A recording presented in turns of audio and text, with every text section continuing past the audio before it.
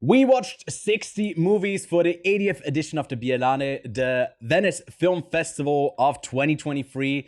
And we are going to go over every single film and tell you if it's worth putting it on your watch list. So welcome back to the Quiet on Set podcast.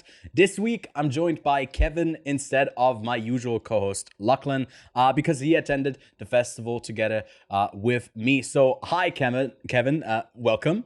Hi. And to not waste any time, because there's so many movies to talk about, we are gonna jump straight into our by far most extensive festival coverage. We are professional. This is a professional podcast. Yes. Breaking Bad and Better Call Saul. Hello there. Which actually, Did you this get is gonna me a be hat a as bit, well? Yes. So I've got Dooncam. It's just a camera with my Dune steelbook. We'll kick it off just to give you an overview of how this episode is going to play out with our personal top 5 of the both 50 plus movie each of us watched to give you a showcase of what's the best this festival had to show in our opinion. And then we'll go through all of the main 4 categories. That is the main competition of Venice. Out of competition, Orizzonti, which is their Horizons section. And then there's also Orizzonti Extra. So lots to be talking about, and to not overblow this already supersized episode already. I mean, you can check right now how long it is. We don't know yet how long this is gonna take. We are not gonna get to talk about every movie extensively. Hopefully, we'll get to do that in future episodes. We might even post some extra reviews for them. But here, you'll just get a short description of what the movie is. And generally, if we felt good about it or bad about it, was it good, was it bad? That's essentially it. So this is like a watch list collector to kind of see what's worth checking out for the rest of the year and even bleeding into 2024. So Kevin, let's kick it off straight away. Can you share some of the movies from your top 5 from the bottom up? My top 5, my number 5 is Memory, a movie we watched on the very last day because we thought, they're not going to be great movies anymore on the last few days, but this one stood out and it made the top 5. At number 4 is Bastarden, a movie we saw at the literal beginning of the film festival and still stood in the top 5 throughout the whole duration of the festival. My number 3 is Ava DuVernay's Origin, a movie that is very academically heavy, but is still amazing. The second one is probably the movies, both the 2 and the first movie in my top 5 are the movies that got the hardest laughs of all the film festival. It's Hitman, and at number 1, it's Poor Things. Both movies are very original in its setup, are very funny in its setup, and are just actually very, very good films. And they'll probably be my top 5 of 2023 too, if I'm being honest. So that's my top 5. What about yours? Well, I have to say movies apart from one in your top 5. So we can kind of see that on a lot of stuff we do agree. There's a couple of movies that we strongly disagree on. We'll get into that a bit later. But my number 5 is Bastarden, the number 4 on your list. The Promised Land, a amazing period piece with Mads Mikkelsen at the center of it all.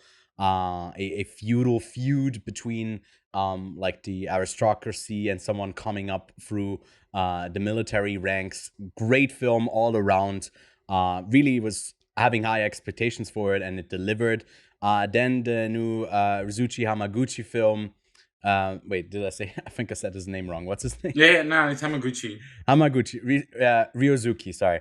Hamaguchi, Evil Does Not Exist. I was a bit let down by what I was hoping for the movie and what the movie was doing for pretty much its entire runtime in its conclusion. But still, it was very strong. And I'm like, maybe I just didn't get it. It did have its problems, unfortunately, but it's still up there for me. So it's my number 4. Then same as you, Memory also makes my even top 3. Just really strong movie about memory, the title says it all. I think it doesn't just constrain itself to one simple thing being about like sickness or whatever. It's about the whole thing, the whole experience of what memory means in our lives, and it does it beautifully. Amazing performances. lead, actually, Peter Sarsgaard, got like an award for it as well. Well deserved. And then my last two are Poor Things and Hitman, for the same reasons that Kevin just said. They were the most fun I've had in a long time in a theater. Just being in a full theater with people, just like laughing, really being in for the film, made this an amazing experience. So those are both of our top fives. I believe you wrote down a bunch of honorable mentions as well. Do you want to quickly share those too? My honorable mentions, so like the rest of my list is Holly, Dogman, Evil Does Not Exist is also on there. K-Mutiny, Court Martial, Rest in Peace, Friedkin, and Lance Reddick. I loved you guys in that movie. Tatami, Whole Cage, or Shadow of Fire, also known. Ryuichi Sakamoto Opus, it's also in my honorable mentions. The Killer, and Maestro. Those are my honorable mentions. Yeah. Apart from Dogman, I would say all of these are deserving to be on my honorable mentions as well. So, a lot of overlap we had. We agreed on what the best was there. If you want to check out our full lists, Kevin did, spoiler alert, watch I think 2 or 3 movies more than me. You can find our full ranked list link below. And while you're there, consider leaving us a rating on Spotify or on Apple Podcasts. Helps us out a lot, and it helps us actually get into these festivals. Helps us to get screeners if we reach out for those. So ultimately, we just get to cover more movies for these recaps and for the show overall. So it would be greatly appreciated. And on YouTube, of course, you know what the deal is. Just like and subscribe and do all of that stuff. Help us, please. Please. We're desperate. But no, before we go over all of the categories, we can have a quick look at the awards, what was actually awarded in the main competition here. And then I just wanted to note something that I noticed, and I forgot to tally it up again, but some ongoing theme that we noticed early on in the festival was that there was a ton of movies in black and white.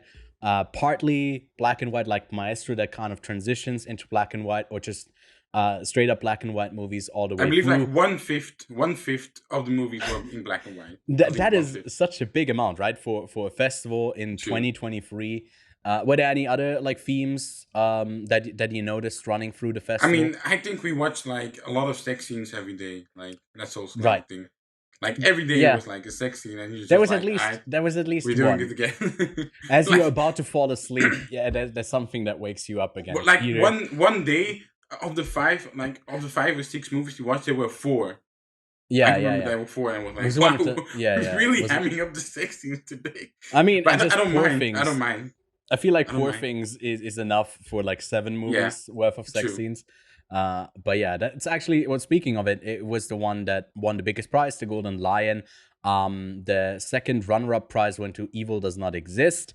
The Silver Lion for Best Director went to Matteo Garon.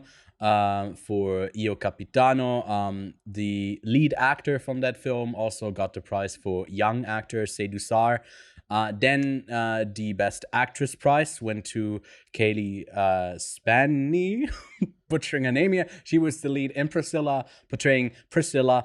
The Volpe Award for Best Actor went to Peter Sarsgaard in Memory, and then Screenplay went to El Conde. Finally, the third prize went to Green Border. So we're going to talk about these films right now, and then at the end of it, we'll also share what we would have picked, maybe our awards that go also beyond just this category, just for the film overall, before we get into the other 3 categories here. But okay, lots to talk about. Let's get into it. Venice Film Festival recap by section. Venezia 80, the competition, 24 movies overall, and with one of the first movies we watched at the festival, Bastarden, also known as The Promised Land, with so far a really bad poster, I gotta say. An amazing movie though, definitely worth putting it on your watch list, right, Kevin? Anything else we wanna say about Bastarden other than I think Bastarden is probably the closest we'll get to an actual European Wild Western, if you know what I mean, because it's in around that same period, and you got the vast land, the heat cannot be tamed, is how the movie starts, and the heat is actually a very beautiful sight. cinematography wise too. It Yeah. gets like it's so beautiful. Like it makes me want to revisit Denmark, like the actual countryside of Denmark. 'Cause I Hmm. went there on vacation this summer. So and again, Mads Mikkelsen, like again, like the Danish film. Again, like year and year deliver, and this series again, no exception. Mads Mikkelsen is really good at the lead. He goes through Hmm. all the emotions. Also, I believe. Shit, my camera Oh died. yeah, the camera just died. No.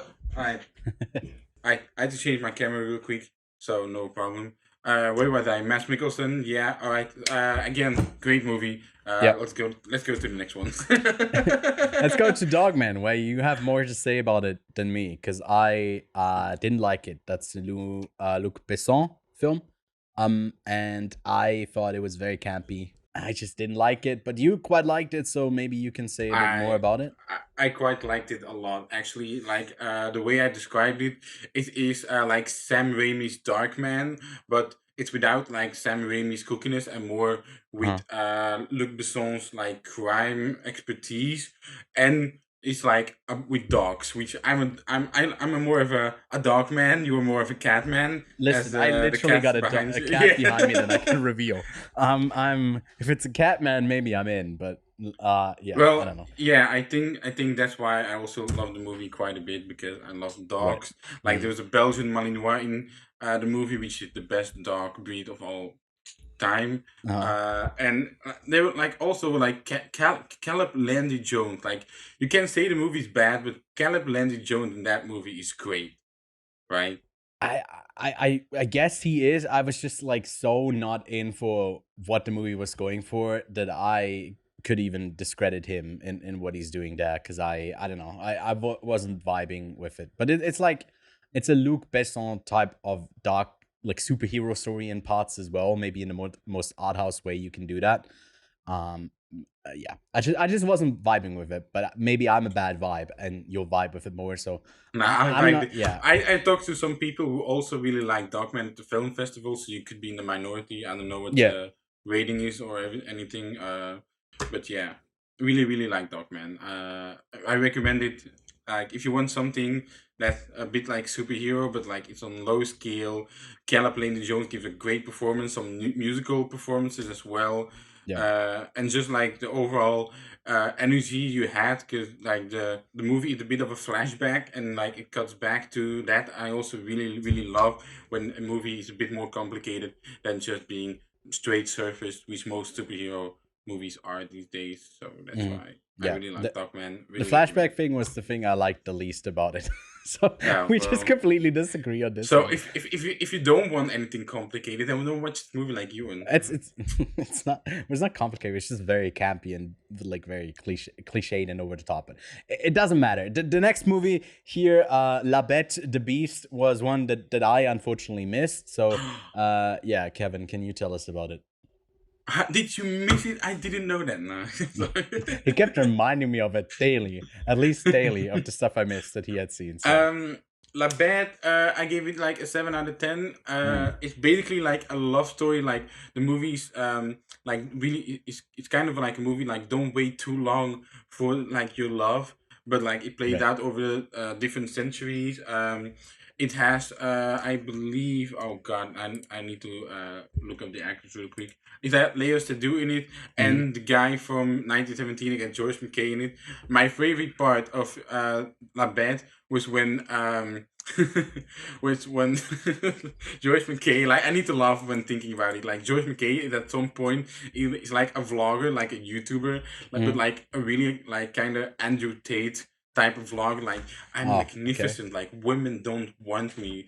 Like I'm like I'm 30 and like I'm a virgin. It's like it played it so well. Like that was like one of my favorite segments. Like Mhm. outside of Hitman, like one thing in Comandante and like Poor Things. Like that's one of my favorite scenes of the film festival. Is like George McKay absolutely hamming it up. Yeah. And like yeah, like again, like Bat goes through like different centuries. You got 17th century, you got Mm. 20th century, and you got like the future even.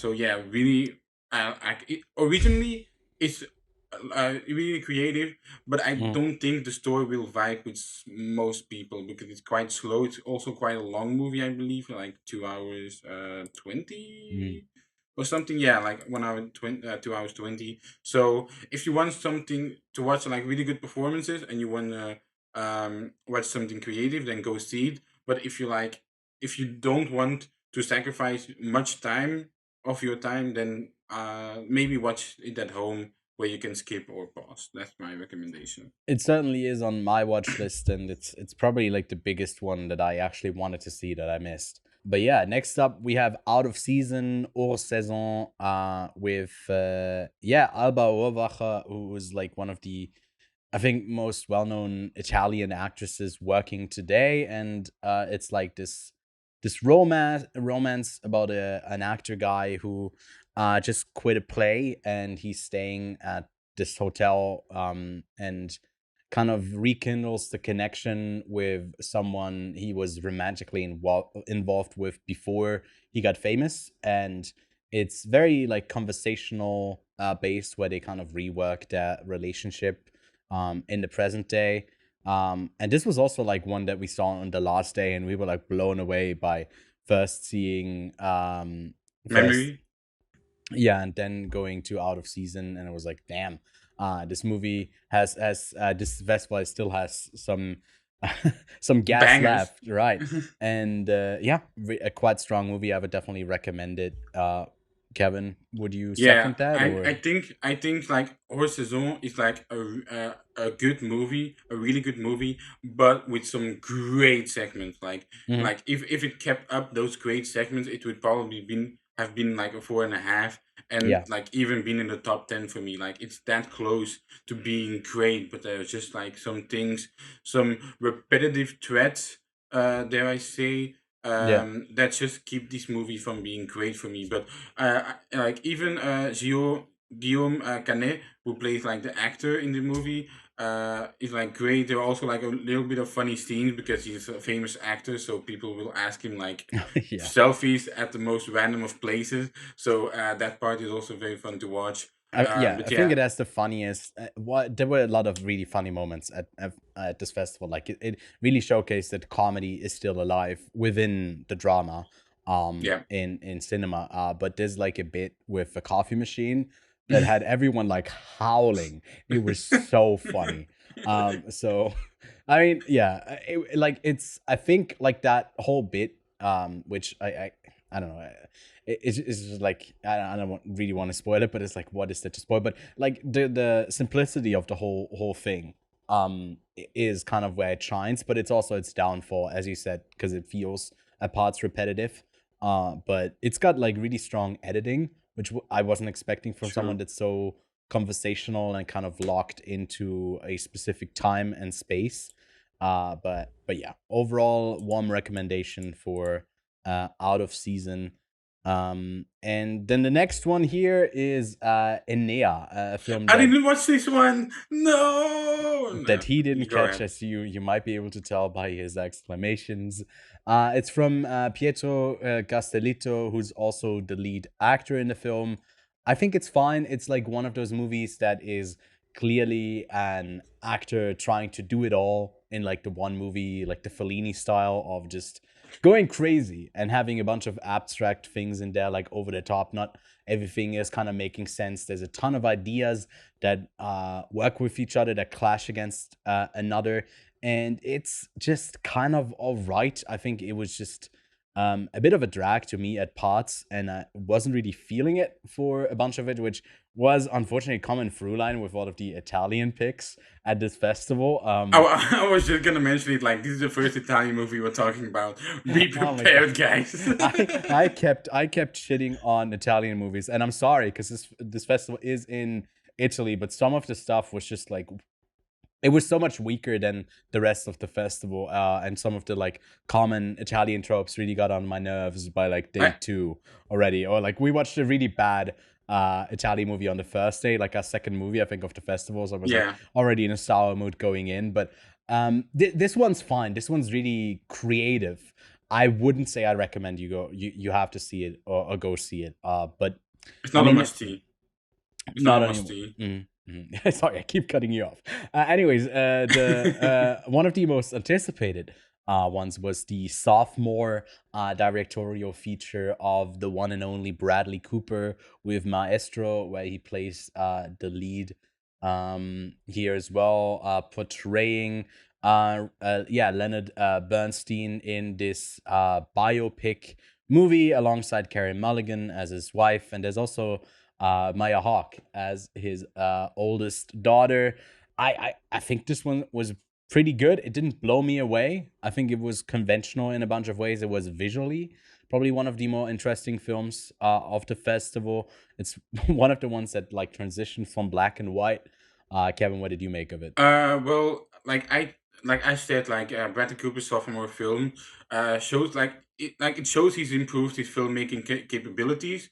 But I do think the story struggles to often keep up with his improved technical capabilities.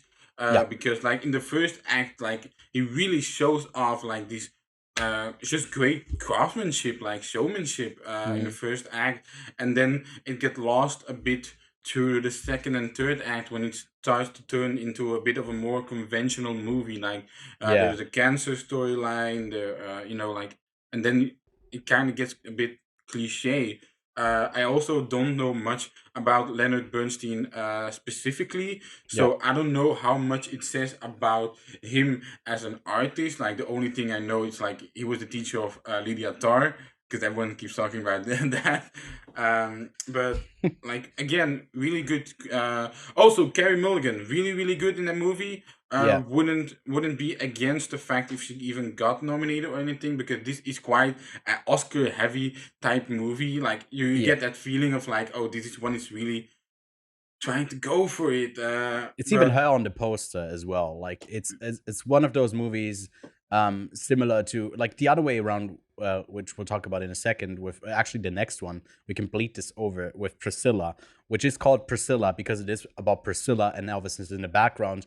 I feel like this is equally about the woman in the life of Leonard Bernstein, but it's just called Maestro, and it's technically about him, but it's just as much about her in this. And I think she gets Also- she gets more moments to kind of shine in like those Oscar worthy scenes in a way. Also, the whole controversy about the nose. That's like It's nothing. Nothing. I didn't There's notice nothing. it once. The makeup is actually incredible when they aged him up. It is really well done. And what you mentioned with like the creativity kind of dwindling down in the second half, I noticed because like, you know, Spielberg was attached to this before Bradley Cooper took over. I feel like a lot of like the sweeping camera motions are very Spielberg-esque. There's a bunch of that constantly moving camera in parts, and then it does let down, does kind of slow Dwindle down. yeah. But yeah.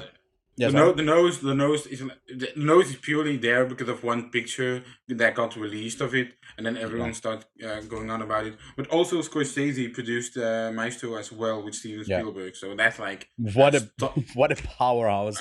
What a powerhouse indeed! Producer, credit. That's crazy. But you did mention Priscilla, which also underratedly has really great makeup, because the lead actress is, I believe, 26 years old, and like she starts at 14. Like I think this Priscilla might have so far be my favorite makeup of the whole year, because like it's really subtle, and compared with Spanish acting, like it truly elevates her performance to like a level I didn't think capable before going into the movie, because I did see her once in Bad Times at El Royale and like in Pacific Rim Uprising, or like however the second movie is called.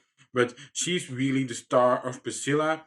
The only thing, Jacob Elordi is Elvis Presley, and it does kind of, you know, like having seen Elvis last year, it's like it's a bit of a different performance. Like you do have to kind of rewire your brain. Like I'm seeing Jacob Elordi. I'm not trying to see Elvis. Austin Butler. I think he works better as this figurehead of Elvis, as this idealized version that's like the whole time, because she's such a young girl, like 14 when they first meet and like 17 when they start like dating, is it works for me to not really want to see the most accurate Elvis portrayal, but for me, like the kind of blind love that she has for him does make more sense with like this idealized version of Elvis with Jacob Elordi, who might I say looks mighty fine. And Also tall as know. hell. he is so tall. Yeah. I feel like this is very strong. It actually ranks like number 6 in my overall ranking. I know it's not as high for you. Yeah, But it's lower on mine, and that's due to the because like it again like it is a very good movie. Like it's very small, but I also feel like a lot of it gets lost because of the restrictions this movie had to get made in, because the right. Elvis estate didn't approve of this movie. This movie was purely done by Sofia Coppola, and Priscilla Presley was also there at Venice. Yeah. And so like they couldn't use the music of Elvis, which by the way the soundtrack is really good, considering that also had like a limited playground to make this movie in. But yeah, like the story definitely did get restricted by the amount of things they could have said, but they do try to say things subtly. So yeah, very good Yeah, movie. I think what I Just really appreciate, because I was always going in with the like not regarding the complications that came behind the scenes, where like Sofia Coppola, I think where she shines is giving us an unapologetic view of like something controversial with this like age gap relationship through the lens of the person in it, who's the one who later on you could view as like someone who was mistreated, or like this was bad for them. And it like doesn't she doesn't arrive at the conclusions with like the audiences has straight from the get-go with the character straight away. And I really appreciate that, because it kind of goes through the motions really naturally.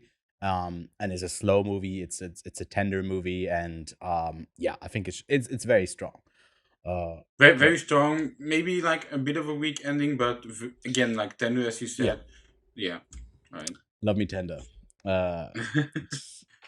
Can't Stop Falling in Love with You, says by is that an Elvis song? I don't listen to Elvis ever, but yeah, the next movie. Okay, so the next movie must have been a tax write-off. We talked about this a couple times. We did say that. It was so strange. Finally dawned in English. Finalmente l'alba. With a basically blank canvas title character that is Italian. There's a production that's going on in Rome in the 1950s, and she just gets thrown into this weird world of movie making that she's not a part of. Again, like Enea, I'm mentioning Fellini here, because like I feel like there's one scene at like a table that is very like 8.5-esque, with how weird it gets and the places it goes. It doesn't ever go weird enough for me to care that it is weird, if that makes sense. There's a bunch of like actors that you'll know in this. Again, Alba Rohrwacher, Joey Keery, Rachel Sennett, Willem Dafoe, really just being someone who she confides in, she talks to, but he's great. And then also I'm always apologetic for Lily James, even if she's not in a good movie, and she's not in a good movie. It's just a bit of a mess. I don't know what this movie was trying to go for. I didn't get it. It was just a bit of a drag, and it's also 140 minutes long. So yeah, Kevin. Yeah, I mean, I did call it a C tier Babylon ripoff, because like it is That very as much well, based yes. on Babylon. Like specifically like the first act of Babylon, like it's like the director or the producer or the writers even like Yeah. looked at Babylon and were like, we should turn this part into a 2 hour and 20-minute movie. Was it? Hell wait, yeah, was we're it? gonna do that. Yeah. Was Yeah. it you who told me that like that you were anxious? I was anxious by the end as well, because Damien Giselle was the head of the competition jury, that like Yeah. something would go to this movie because Babylon got shit on, and Poor Things maybe like he votes against it because Emma Stone turned down Babylon, and Margot Robbie got it. which is a really funny flop. But no, this ended up not getting anything because it No, doesn't deserve thank God. anything. This movie is a solid skip it. No need to see this one.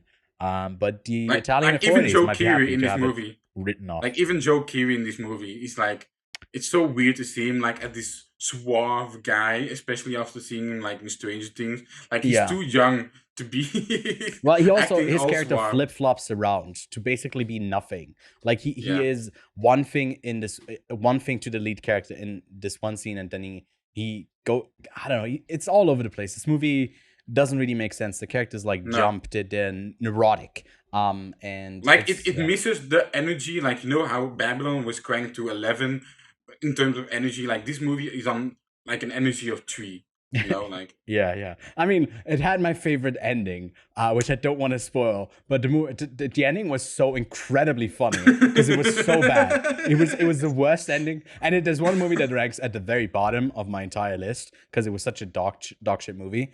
But this one still wins for like the worst ending.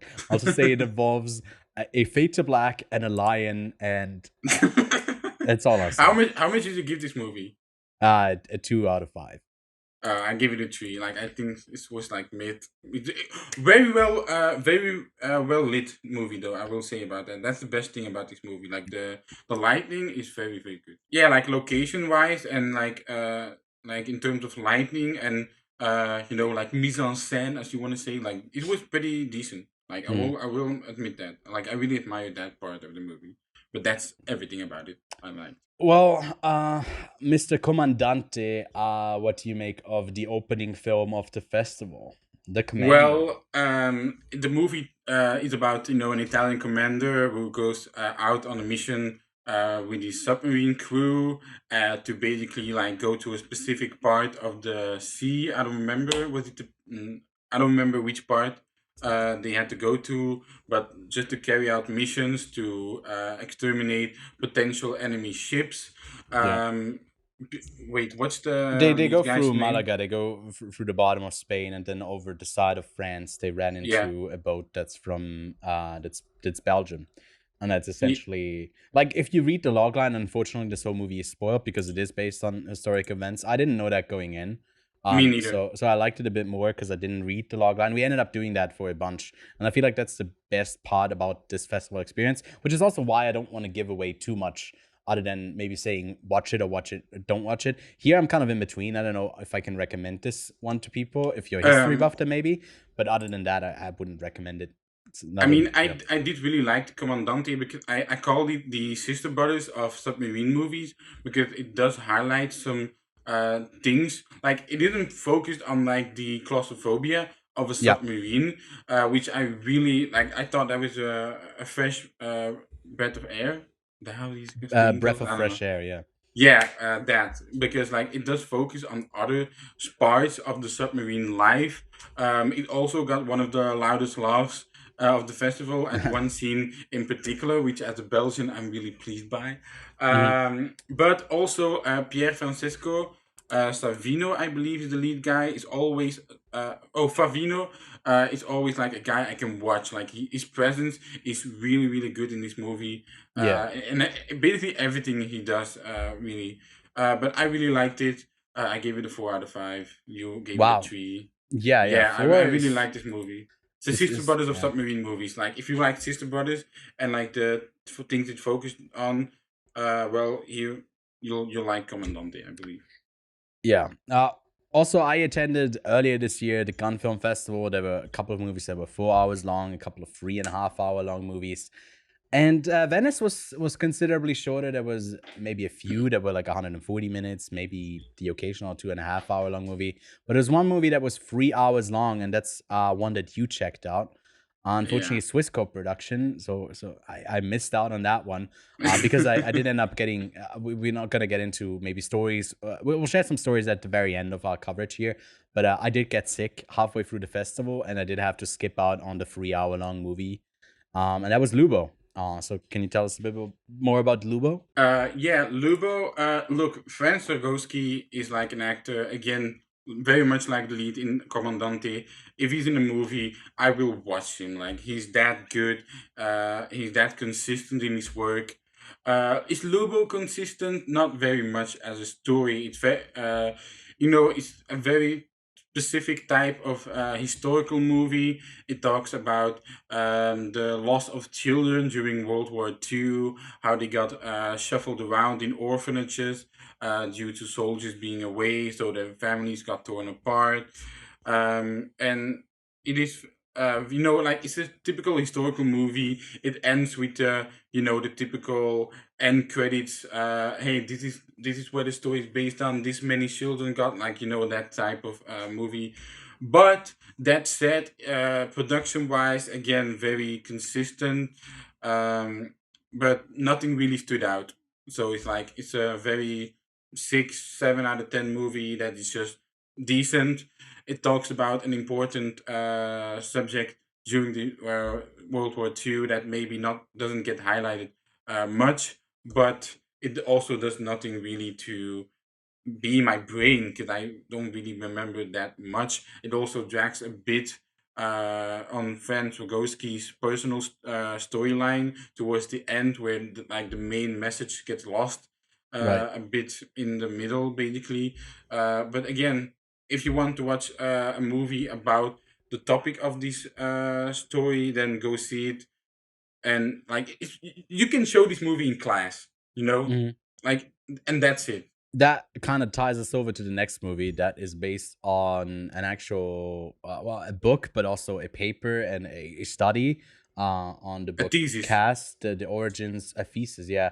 Cast, the origins of our discontents. It's the latest Ava DuVernay movie about basically diving into racism and maybe figuring out where its place is in the worldwide scape, where like the oppressionistic thing is kind of more systemic and not based in race, but maybe in status and like rank through caste.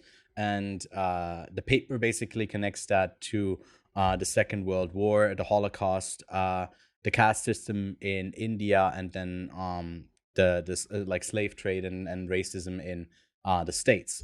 And it's like very academic in its approach because it's like adapting this thesis into a movie, basically giving a autobiographical story to the author of this book. And with that, it like there's a lot of like meaty stuff that gets discussed. The dialogue is really heavy, but then it also tries to convey which is also a central theme of the film, to the everyday person, right, to get an understanding of what she's going for with this idea. And I think it does it really well, right? We quite enjoyed this one, both of us. Yeah, I a bit more than Ewan because Just a tad bit. I finished studying this year. Like, I wrote a thesis, and like just the thought of trying to Oh my God, adapt. relatable. Well, Somebody like, adapt my not paper, my final paper. I'm not, no, but like, just the thought of adapting like such a literature, and like, because like, it isn't like a conventional story type Mhm. of source, I will say. It is very much academic heavy, so that, like, trying to adapt something like that, I think this is the best uh, job you could have done, really. Origin, for anyone who wants to see a lot of Jean Bernthal, because he's on the poster, you'll be a bit disappointed, like I was like, oh, finally he's in the lead role, let's go. And then he's Yeah, not. he's not So I was a bit good in the movie. disappointed No. in that. But again, I want to praise Anjanua Alice Taylor, because Yeah, she's a freaking amazing in this movie. she's great. Yeah. Wow, what a performance! Because it is not easy to navigate this heavy of a subject, but somehow she embodies it. I'll be rooting for her. She's in my top five, definitely. Of best actresses of 2023. She'll Yeah. not get out of that top five. She's staying in there. I'm gonna fight for her with Mhm. my whole heart, my whole body. Angela Alice Taylor, like, you can pray for me, because like, I feel like she's it's amazing. similar in the same vein as Viola Davis was last year for The Woman King, that they give like something really strong here. A strong performance is going to be not really considered for most awards. Although I do agree, like it's one of the strongest ones we've gotten all year, if not the strongest. So really great stuff in Origin. Can recommend, and I feel like John Bernthal, he's essential for the story, because essentially what Ava DuVernay was it does is like it makes it the center point of the whole thesis, like their love, which is also a really nice touch. There's also never been any, even in a movie or production, that hasn't made me cry. This one as well, it is very strong. And yeah, I feel like there's just no one else like her who does that, who like, I don't know, breaks down difficult topics and makes them really easy to understand and really emotional as well. She's just that type of filmmaker. DuVernay nails it.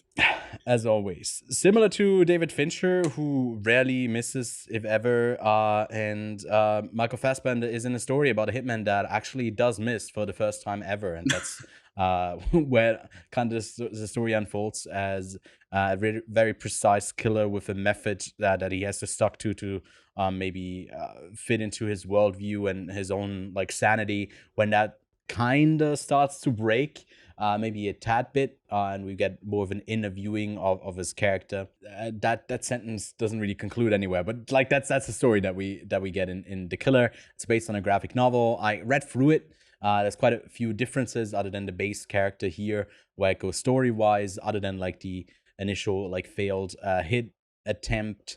And I gotta say, this was my most anticipated of the festival.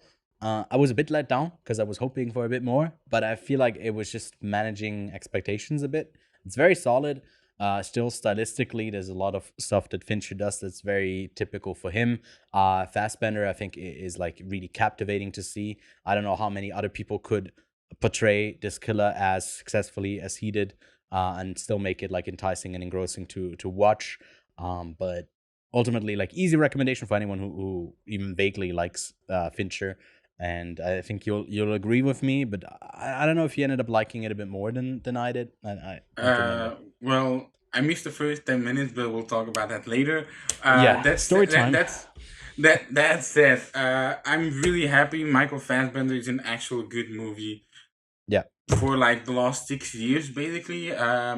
Really happy he's got a good he got a great performance on screen once again.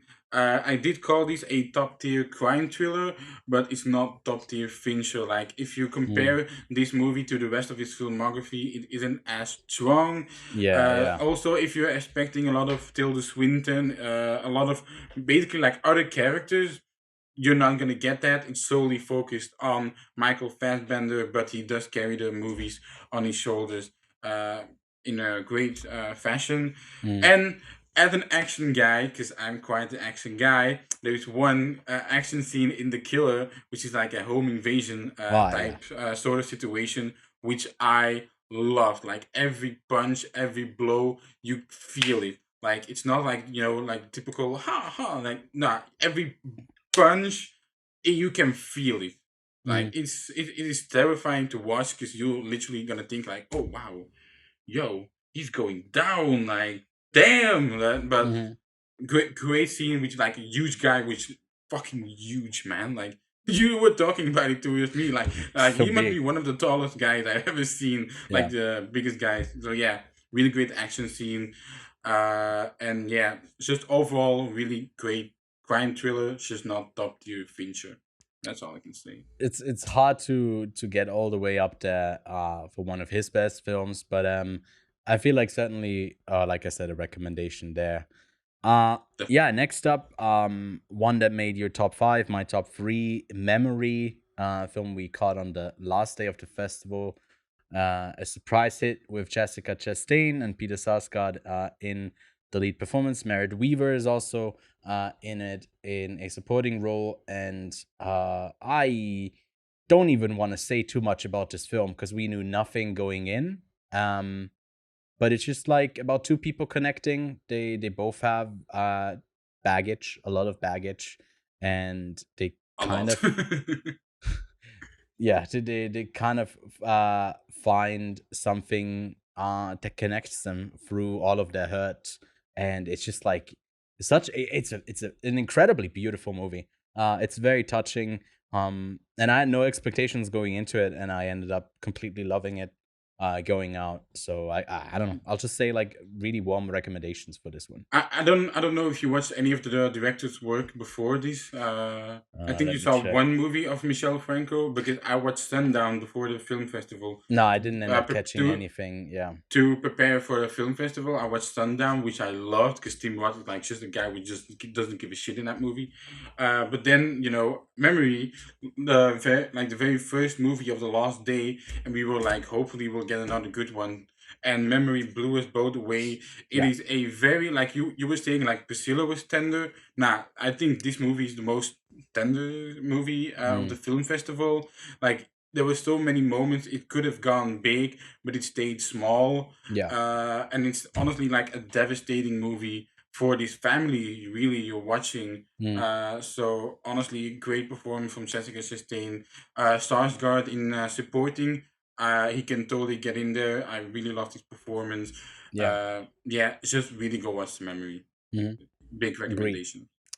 Next up, a movie that the jury quite liked. They gave it 2 awards for Young Actor, and then also I think the second prize of the whole festival. Best director, yeah. Oh, director. Sorry, not the second prize, the Yeah. director prize. Which had me a bit surprised. I do get it because Io Capitano from Matteo Garon does span basically a huge space. It shows the whole journey of someone making it to Italy through From Senegal, I believe. it's exactly what's from starting point. Senegal, which you got that on the western side of Africa, making it through like the desert, and a ruthless journey. What I didn't end up liking about it as much is the story of someone, like it's a story about succeeding in a way in this, showing the hardship along the way. But I felt like ultimately it was like this heroic story of someone making it. Although it wasn't idealizing like this journey and like that it's worth going through. It's still at parts. I never thought like our character wouldn't make it through. Along the way, there were like just so many moments where it was just he was done. So to me, like I felt too much of the movie in it, but I can see like that's like a dumbass thing to say, but. So for me, that kind of knocked it down because I was always seeing kind of the fiction, like that bled into the reality. But I think you liked it quite a bit more than I did. Yeah, there seems to be a trend that I like. I like some stuff a movies bit more less. than I am a bit more critical. That's. But I wait, think wasn't that's- this your favorite Italian movie of the film festival? It was, and it was a 3 out of 5. I'm sorry, Italians. I'm sorry. I We're not really gonna be like. friends. I really like the director's previous work, Dogman. Me There's too. another Dogman movie. I quite liked Pinocchio. But yeah, Matteo Garonne really shows the journey well. Yeah. Like the vast lands of the desert they have to go through, the hardships that come with it.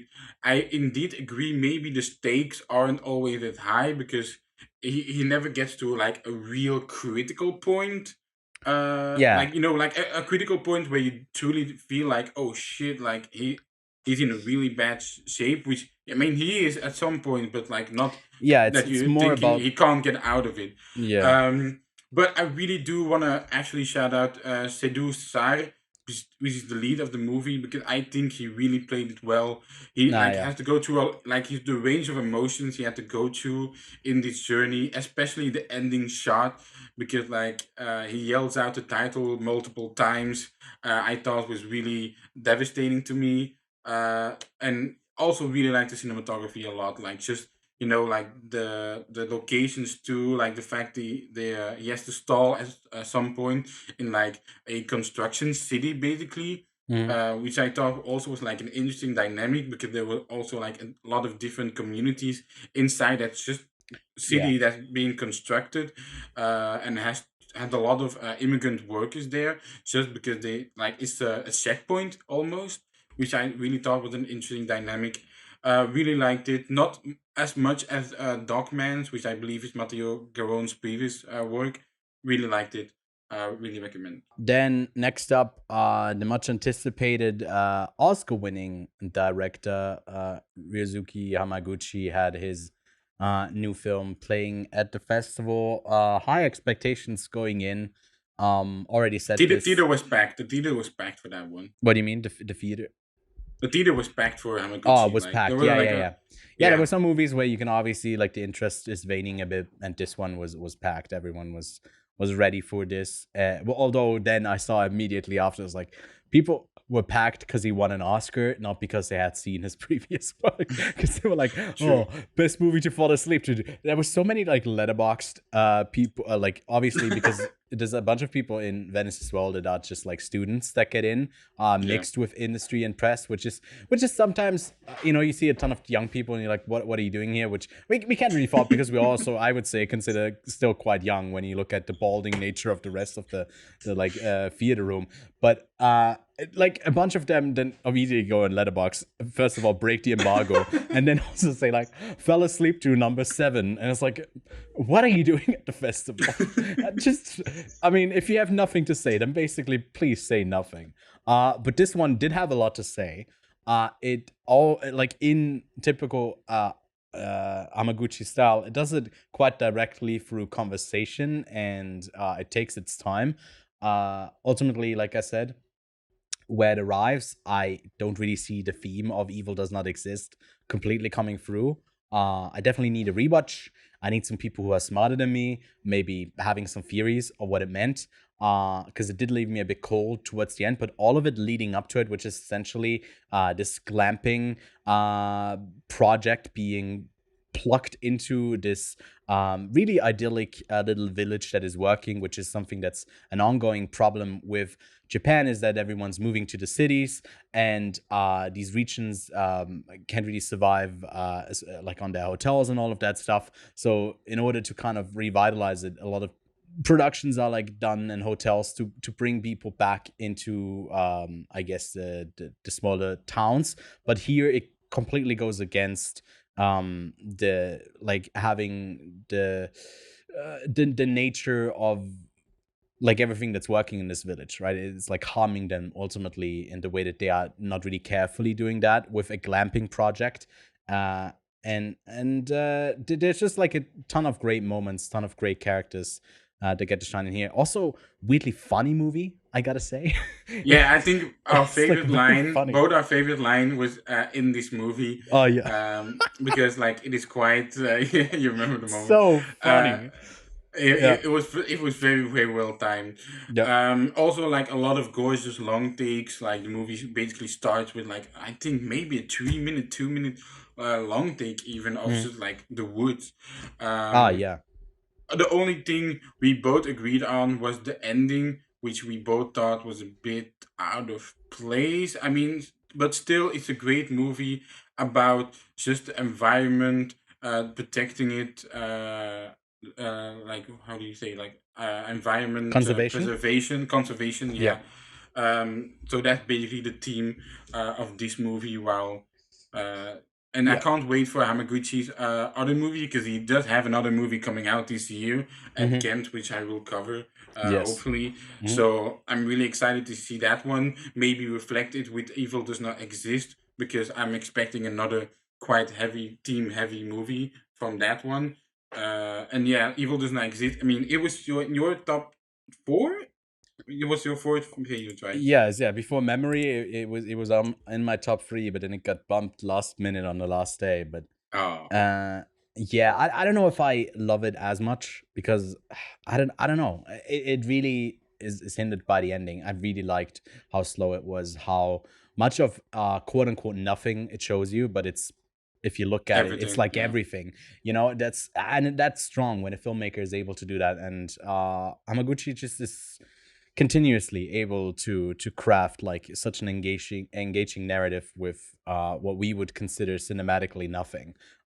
So it's also Evil Does Not Exist is my 2500th movie. I literally watched a short film on the day of like Hamaguchi, just to make that movie my 2500, and not like the movie after. I was that dedicated to making Hamaguchi my 2500 movie film. So like Yeah.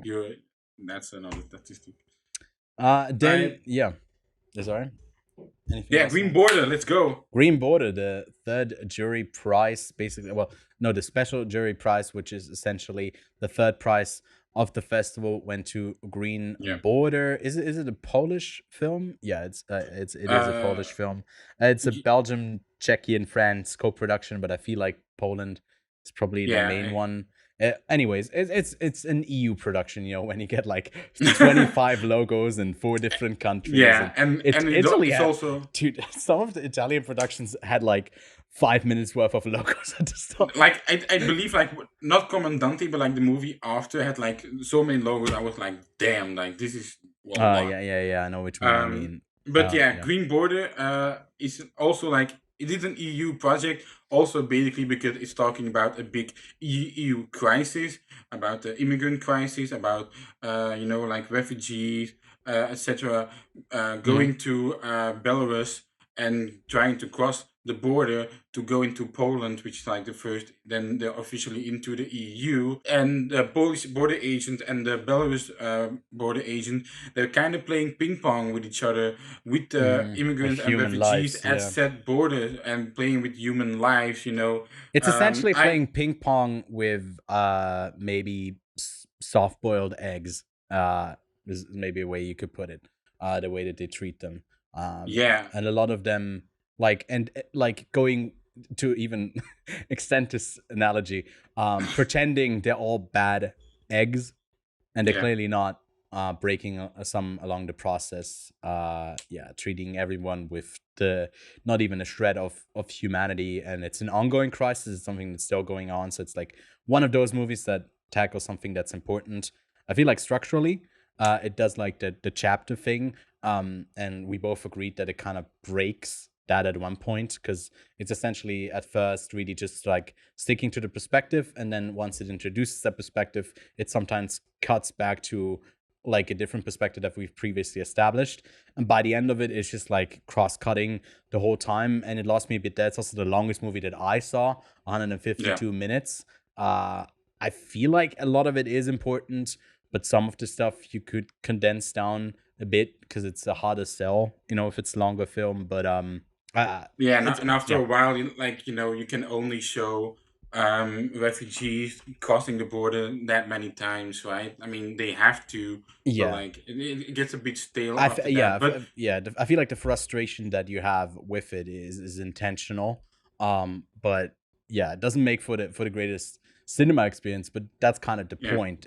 But there were also like moments, I feel like there were moments where you could feel the anger of the filmmaker, you could feel the anger of the story, because at some point, like a pregnant woman gets thrown on on barbed wire and rolls off it. Like, those are the moments where you can really feel as a human, like, oh, fuck these people, but like, those moments of anger and frustration don't show up that often, but when they do hit, just not as consistent as I would have liked. And also, like, ends, like, there's also like a epilogue which is kind of tacked on to the movie, which I do get, but it's also like, I forget what the epilogue was. They basically, the movie focused on the border between Poland and Belarus, but then at the end they also focused on Ukraine, which I felt like a bit... No, it was basically making the comparison, which I agree is like a really big issue. Not in the way that like lots of Ukrainian refugees were let into the EU, but the other ones from the Middle Eastern and African side are not, which I think it really is a big issue. Maybe pair this movie up with Origin and really get really angry. And it also leaves you frustrated with what you are actually able to do, because there is a bunch of like characters who are engaged with activism and trying to help, but they are so restricted in what they're able to do that I was like, I multiply got like a headache and got like angry by how little they can do, even though they're so engaged with just like saving human lives, and that they're not able to. And it's one of the films that, like, it's made even stronger because it is so unapologetically just pretty much real. In what it's trying to depict. So yeah, warm recommendation for Green Border, but it's a heavy watch. Yeah, Might even be the heaviest of the whole with festival. With Origin and Green Border, these are the two thematic heavy movies people must see because of its topic. I do agree. Exactly. Yeah, both of them show them in classrooms. I feel like it should be basic education. Just like, taking away people's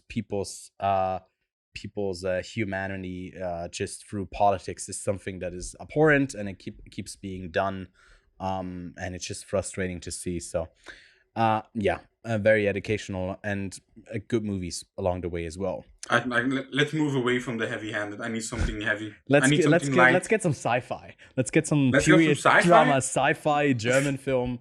The Theorie von allem, the theory of everything, which I feel like said is basically the weakest in this competition, which I have to say just means this competition is quite strong. I feel like Finally Dawn is definitely weaker than this, even Dogman. But Theory of Everything, a sci-fi film with multiverse nature, but in a black and white town in was it Switzerland where it's set in, or is it actually? It's Switzerland. I believe it's beautiful landscape. Beautiful landscape. It's black and white. Also very reminiscent with old Hollywood. In terms of execution, which I really you got really the femme fatale in there as well, stuff like that. Yeah, but Karen, I'm not gonna lie, I don't remember much of the movie. Right, which I think is a bit of a problem with the execution. Because I actually don't almost remember nothing of this movie. Which I remember a lot of these movies. But of this one, I couldn't tell you a damn thing. I was so ready to love this film because it was like, yes, a German film that's good. I'd love to take it over these mediocre Italian productions, and I feel like it still was like, this was better than it wasn't better than Io Capitano. Never mind, but it's quite repetitive, unfortunately. And it doesn't really get thematically very interesting. The multiverse part of it comes in a relevant way to our main character pretty late into the story. It's a fine thing, but it's like basically a dollar store version of Dark, the show on Netflix, with like these sci-fi elements. And I wasn't able to completely be engrossed in its story, but I would say if you like sci-fi, I would give it a mild recommendation. But you like old Hollywood, and you like the old Hollywood, Then this movie, it's also very long. Isn't this movie a bit long? I feel like it's like 2 hours long, maybe a bit more than 2 hours long. Yeah, it does feel a bit more longer than 2 hours. Yeah, it does feel like a bit longer, right? Yeah. Which, by the way, I forgot this next movie was over 2 hours. It's 2 hours and 20 minutes. Poor Things is 2 hours and 20 minutes. This movie, you could tell me this movie is 100 movies long.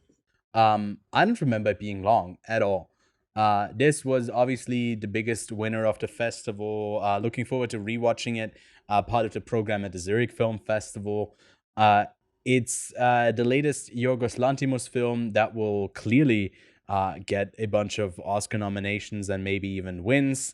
It's got a stellar performance from Willem Dafoe and Mark Ruffalo in supporting performances, but then also maybe even Emma Stone's best work to date, is what some people say. I think she's really good. I feel like the surrounding parts around her what make this really, like, don't get me wrong, she's amazing in it, but this movie is incredibly witty with its the way it's written, the way it's constructed, the way the production design comes together. The makeup is incredible. It's funny, it's sexy, it's like I said, witty, but also in the way that like it goes through I was about to say femality, which is not a word, but female characteristics in a male-driven patriarchal world through the lens of someone who basically has a baby brain and is growing up through it. It's like calling out a bunch of human urges within the construct of patriarchy, but then breaking it down from someone who's unapologetically just doing what she wants. I feel like it's a very funny movie. It's a very strong movie. It's the highlight of the festival easily. So, Kevin, what do you have to say about Poor Things? You didn't go into this movie with high expectation, but I Nope. was, because I love Yorgos Lanthimos. I love The Lobster. I love Killing of a Sacred Deer. I really like The Favorite. So like this guy was on a hot streak, and the hot streak keeps going, because this is a movie about science, sex, and the pleasures we find in between them. It's honestly like Could be a the Netflix performance.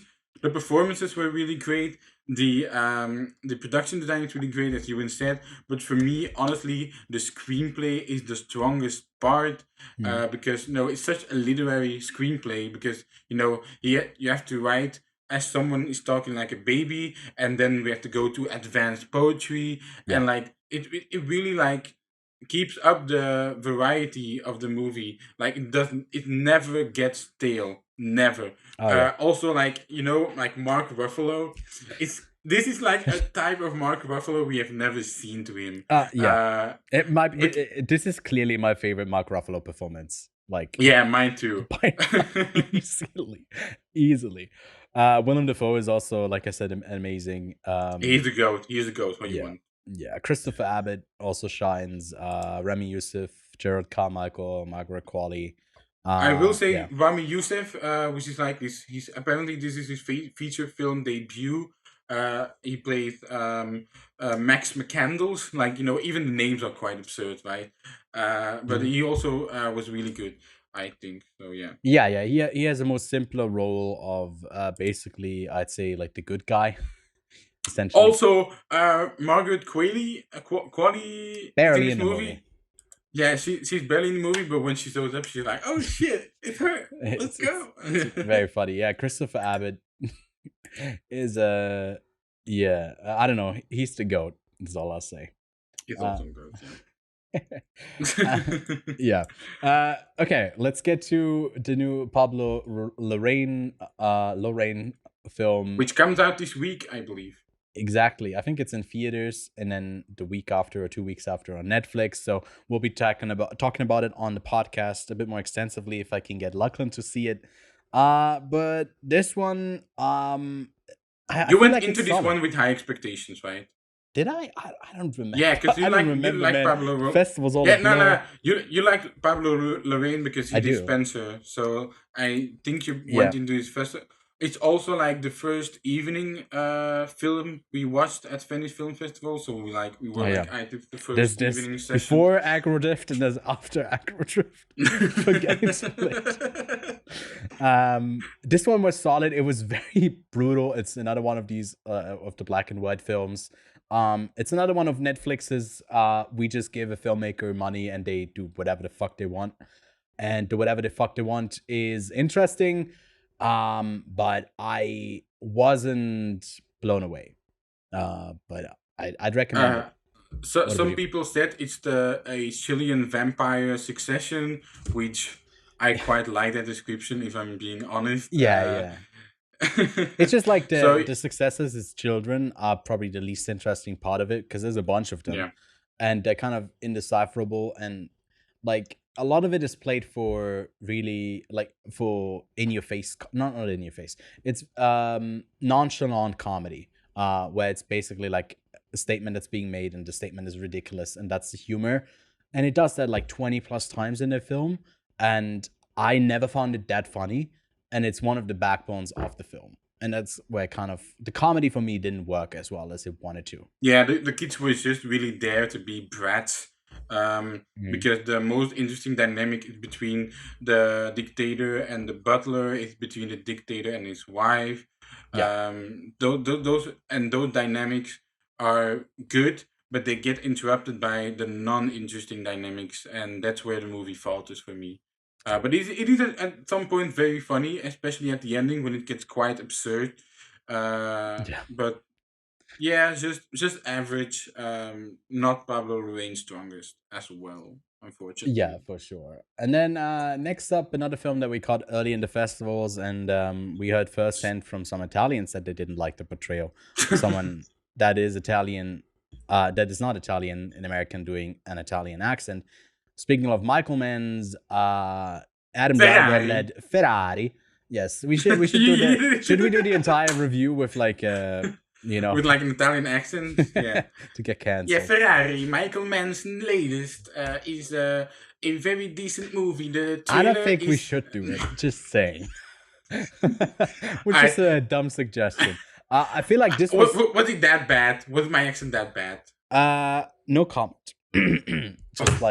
just like Enzo Ferrari after the accident. I will say, Ewan and I both didn't watch the trailer of Ferrari before going into it, and I think that was for the best because I did watch Yeah. it after, and I do think I still quite haven't a seen it.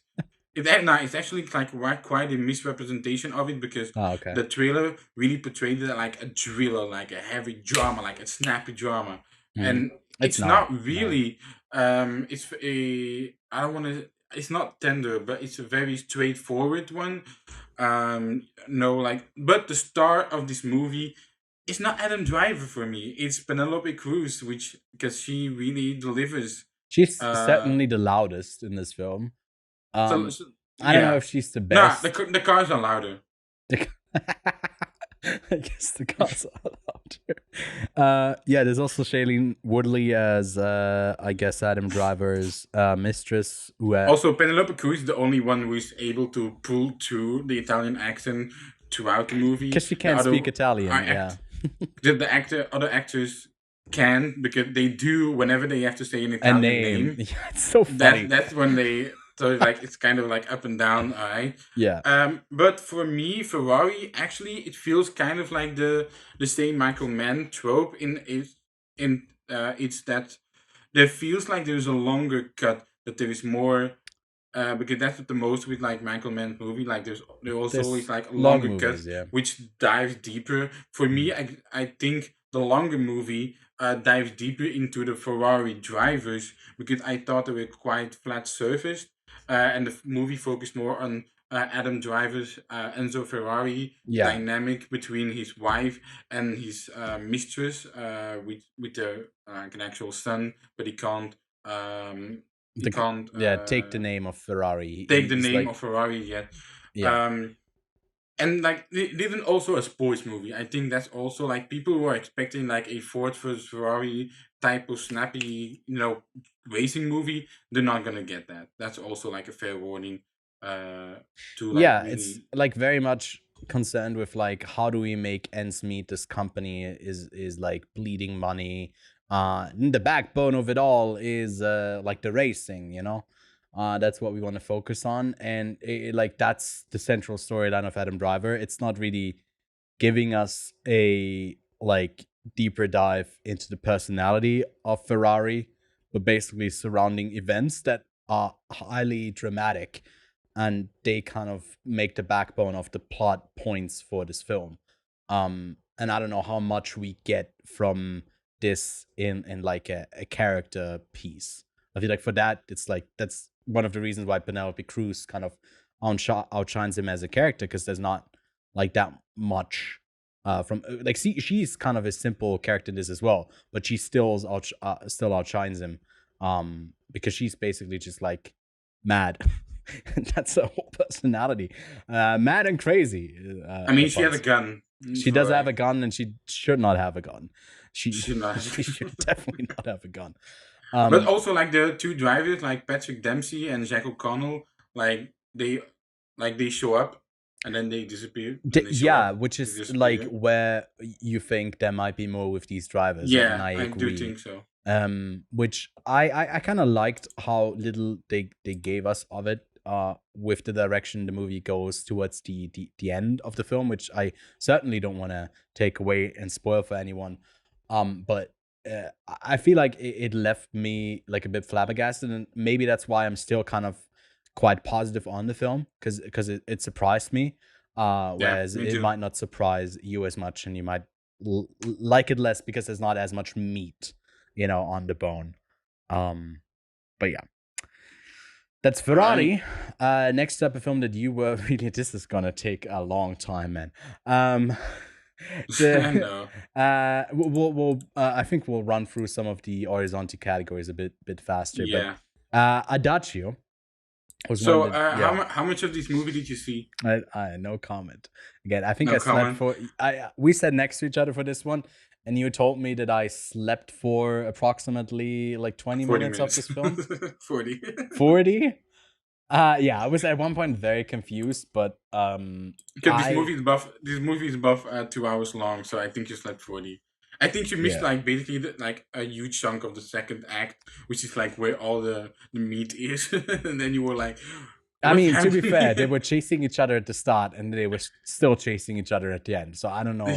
I felt like I hadn't missed as much. I was just confused. But maybe you only speak of it. I'm still giving it a positive rating for the limited Me too. part that I've Don't seen of worry. it. But yeah. But look, this movie is from Stefano Sollima, which I think is a great crime director. And I think when he focuses on that aspect in his films, he always delivers. I have seen A-Cap, which is also with Pier Francesco Favino. And it's also like his the end of the trilogy. I don't know which trilogy, but in particularly, I think it's Subura, which is also in that trilogy. But yeah, Adagio is again like a really slow burner. Um, but I do feel it's a solid crime thriller, honestly, and that's what I'm here for. It has a really decent shootout at the end. I really liked it overall. Yeah, I don't think I have much more to say. That do you want to see a solid Italian crime thriller, like one of the better Italian movies at the festival? Go watch Adagio. Oh yeah, I That's it. guess it was Italian. Yeah, and It- I mean, you get the lead from Comandante again with Pre Francesco Favino. I love how you say, "Oh yeah, Italian." Look, there's a ton of Italian films. I lean more towards the French side because I feel like they're Yeah. more consistent in what And they're Danish. putting up. And I mean, Danish. that's like for the big. I feel like French might be the biggest production in I Europe. think we watch a lot of Canal Plus movies too. They basically everything that is in France kind of runs through the Canal Plus funding at one point. I feel like Yeah. that's often the case, unless it's a co-production with France, then it might be a Yeah. smaller production house. Anyways, the next one was another historic drama that it was one of the nights where I had to just go rest because I was sick. And yeah, similar to The Beast, I'm quite sad that I didn't get to catch Woman Off. So yeah, can you tell us a bit more about this film? Again, a bit like Green Border and Origin, this movie tackles a very heavy topic of trans Identity? trans identity. Gender reassignment is the thing they use the most in that movie. But the Yep. trans identity is very much the topic of the movie, and it talks about the fact that the laws and the procedures you have to go through in Poland to get your gender reassigned, and it's very fucked actually. It's very like the fact that our main lead has to go through that many procedures. Like you have at some point you even have to divorce because a man marries in between a man and a woman, and like you even have to divorce. At some point you even have to sue your parents to because they gave you the wrong gender, which I'm like, bro, this is crazy. But it is all told through the perspective of our main lead, which I thought was very good. You also had Joanna Kulig, I believe, which most people know as the lead from Cold War. She's the main actress in that one. Very, very good movie. I believe this movie, if Poland picks this as their international feature film, because I don't know if maybe it's Green Border, but again, they got two movies with very good subjects. Maybe Woman Off is a bit more commercial. I don't want to say commercial, but a bit more for the common audiences than Green Border. Like it's a bit less heavy-handed. Like in that way. I mean. But yeah, like she goes through this journey. The dating life, the procedural side of going into it was all very interesting to see. I really recommend this movie. It's still a problem to this day in Poland.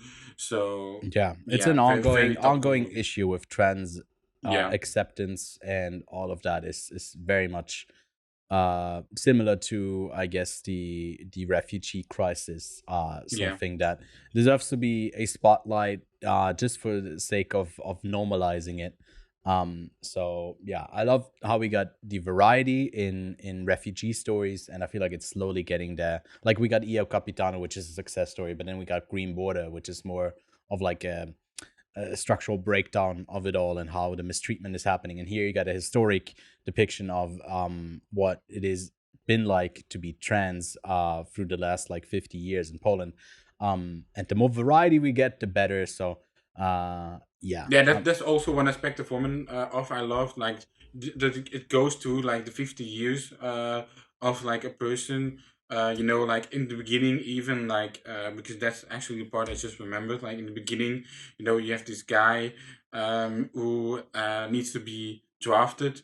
He goes in Mm. for like to get drafted, but he doesn't want to take his socks off, and apparently he has like toe Nail polish polish, on his yeah. nail polish on his toes, and like he doesn't get drafted then, but like another guy who tried to get out of the draft brought like a chicken, and like I can't get rid of this chicken. I can to basically say he's kind of like mentally insane, Ah, but he okay. gets drafted anyway. So that's like the type of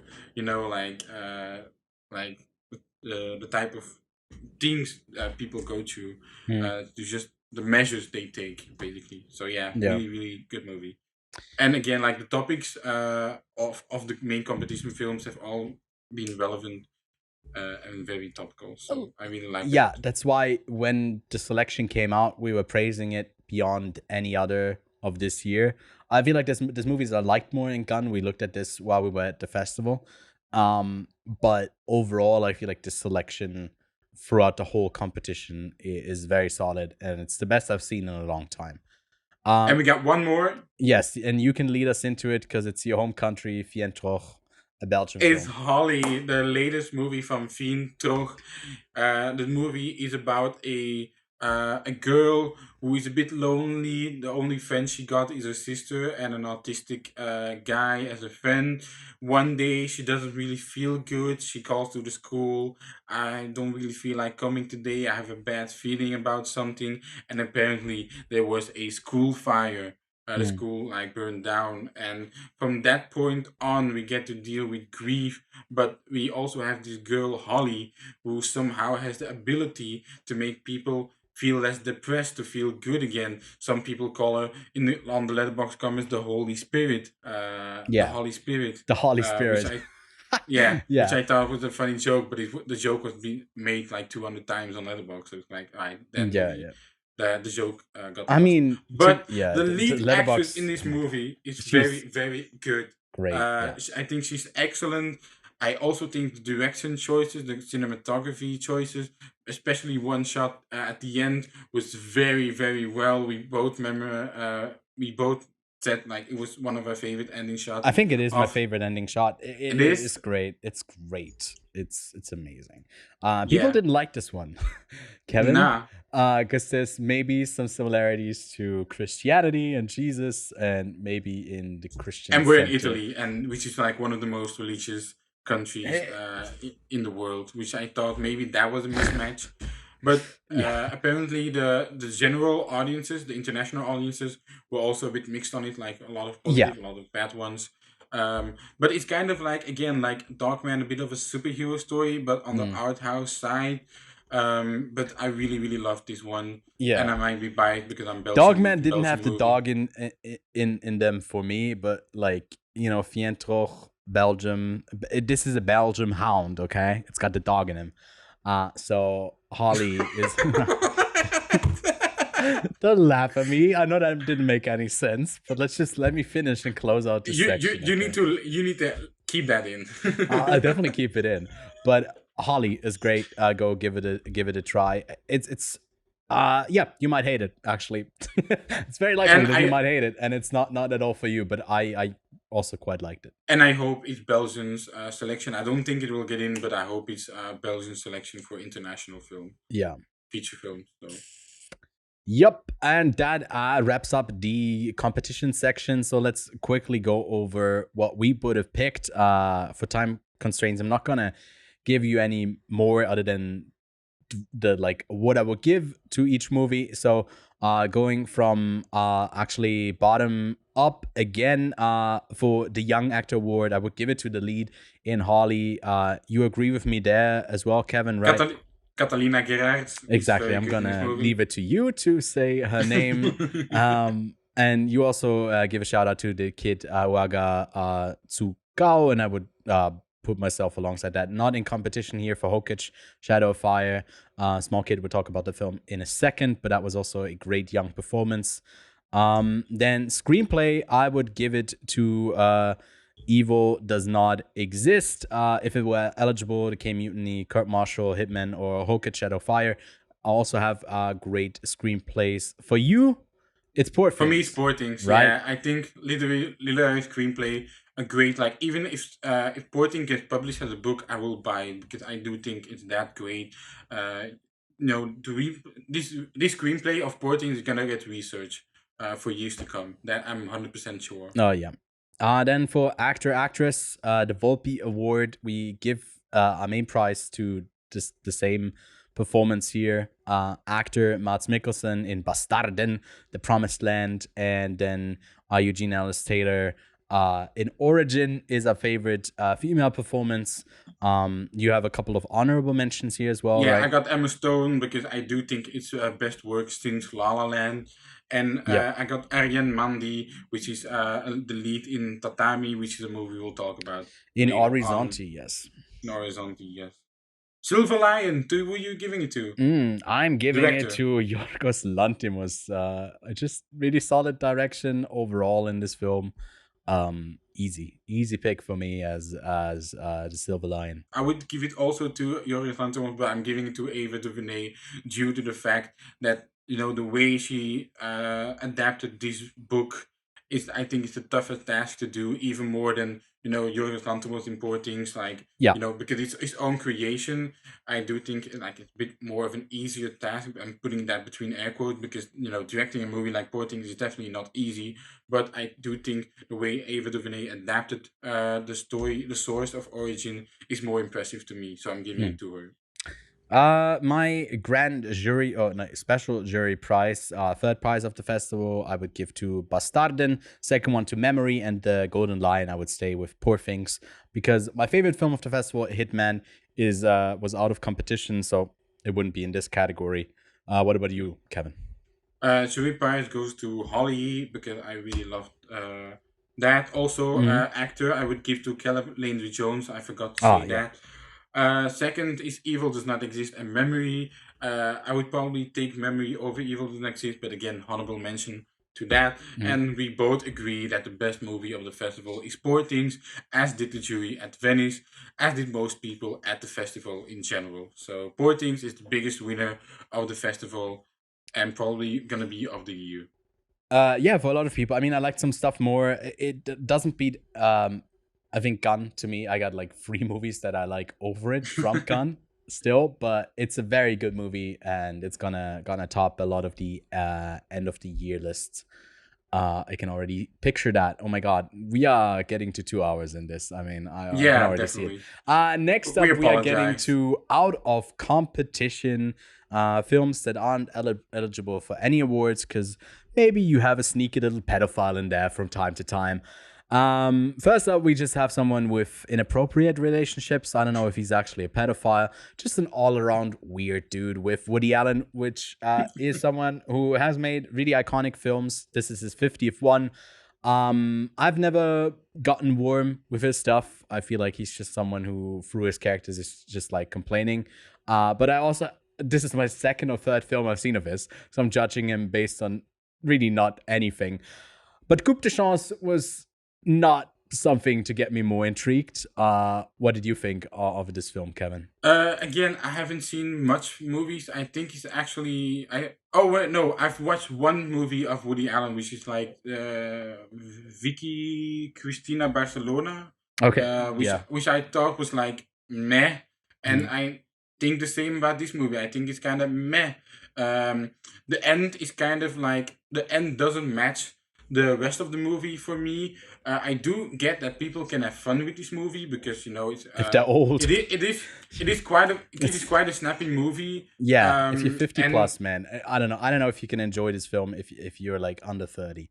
But yeah, like I do think it's quite a people boomer went movie. crazy. I don't know for Yeah. Polanski, but when Woody Nah. Allen was his name was on screen in Italy, was like, "We forgive you." Like it was the most claps I've heard in any screening. It was always flabbergasted. I was just mad. I was like, "No, I don't want to celebrate this guy." I do think it's a movie for the boomers. Like even when Woody Allen was on the red carpet, I mean, there was a protest when he showed up on the red carpet, but like the general people that were there were going crazy for him. They loved him. I have a lot of people like in my surroundings that whenever he comes up, they're also older, but they quite like him, and he's still looked at with admiration and not really with the controversy. And maybe that's just like me coming in later on, where all I can see him is like controversy first, and then his movies have to live up to that standard.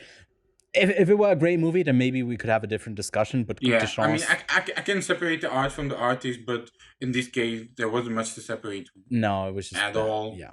I mean, a shout out to like Neil Schneider, because he is also in another miniseries we watched, and I do think he's quite a good actor. Do you want to talk about the miniseries next? Because we certainly can. We do.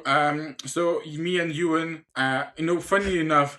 When Ewan did his reaction to the, like the selection, it was like a 12-hour like a 12-episode miniseries. Are you kidding me? Mm-hmm. And we actually watched it. We actually watched it. We spent 10 hours in the theater to see Funnily enough, we started on the first day with the first 6 episodes, and we ended with the literal last screening was the last 6 episodes. Yeah. Also, our longest night, we went past midnight to catch all of blood and of money and blood. Sorry to not get that.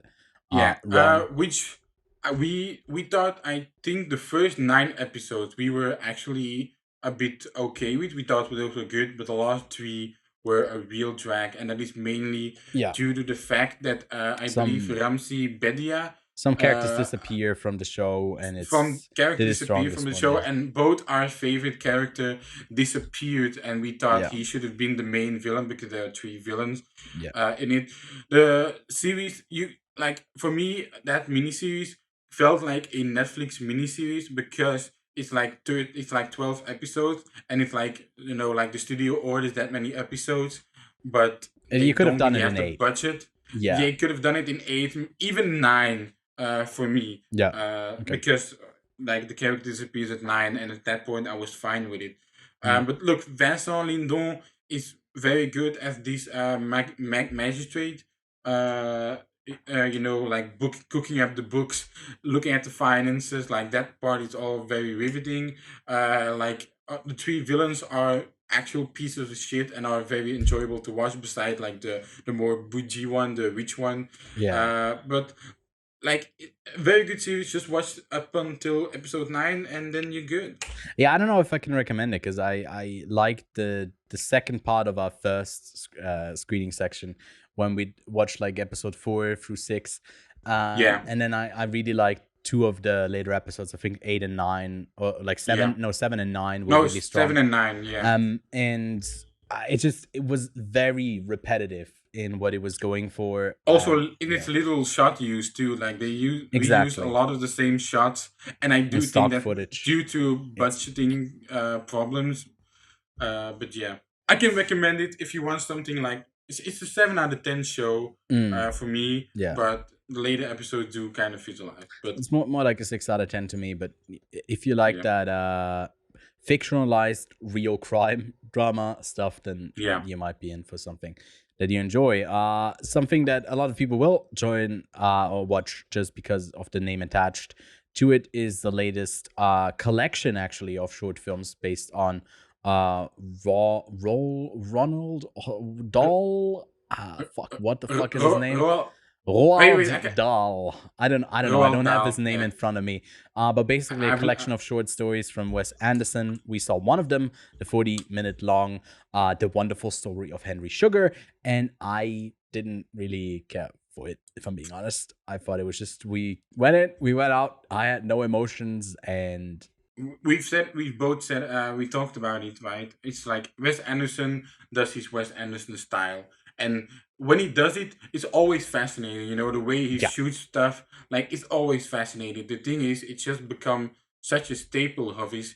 You, it's not the only thing you need to be fascinated with it. Like the story needs to be riveting need to be as riveting as his filmmaking capabilities, and I didn't think The Wonderful Story of Henry Sugar was that. I do think again the performances were very good in it. They yeah, really did match the again like the yeah. cookiness. Yeah. I mean, Um, Benedict Cumberbatch's debut, I think, in a Wes Anderson film Dev as Patel well, also. and he works great within the constraints of it. I just like I didn't go in with like a lot of expectations, but it didn't do much for me because it was all Yeah, like style and not really any not even substance, but just like an engaging story. Wasn't really yeah, for me there because like the framework around it was like as often with Wes Anderson more important than the actual core of it. But I mean, you don't have to wait for too long until this comes out. There's gonna be a 4-day thing. I think it's on Netflix, right? yeah. It's on Netflix, and there are like other Roald Dahl stories Yeah, with it. this one They comes release. out end of the month, September 28th, 7th, and then for the next 3 days after, The Swan, The Ratcatcher, and Poison will premiere on the streaming site. So yeah, we'll definitely be looking at those on the podcast as well, because Lachlan is certainly the bigger Wes Anderson fan. And we'll share our thoughts on those the latest time more extensively.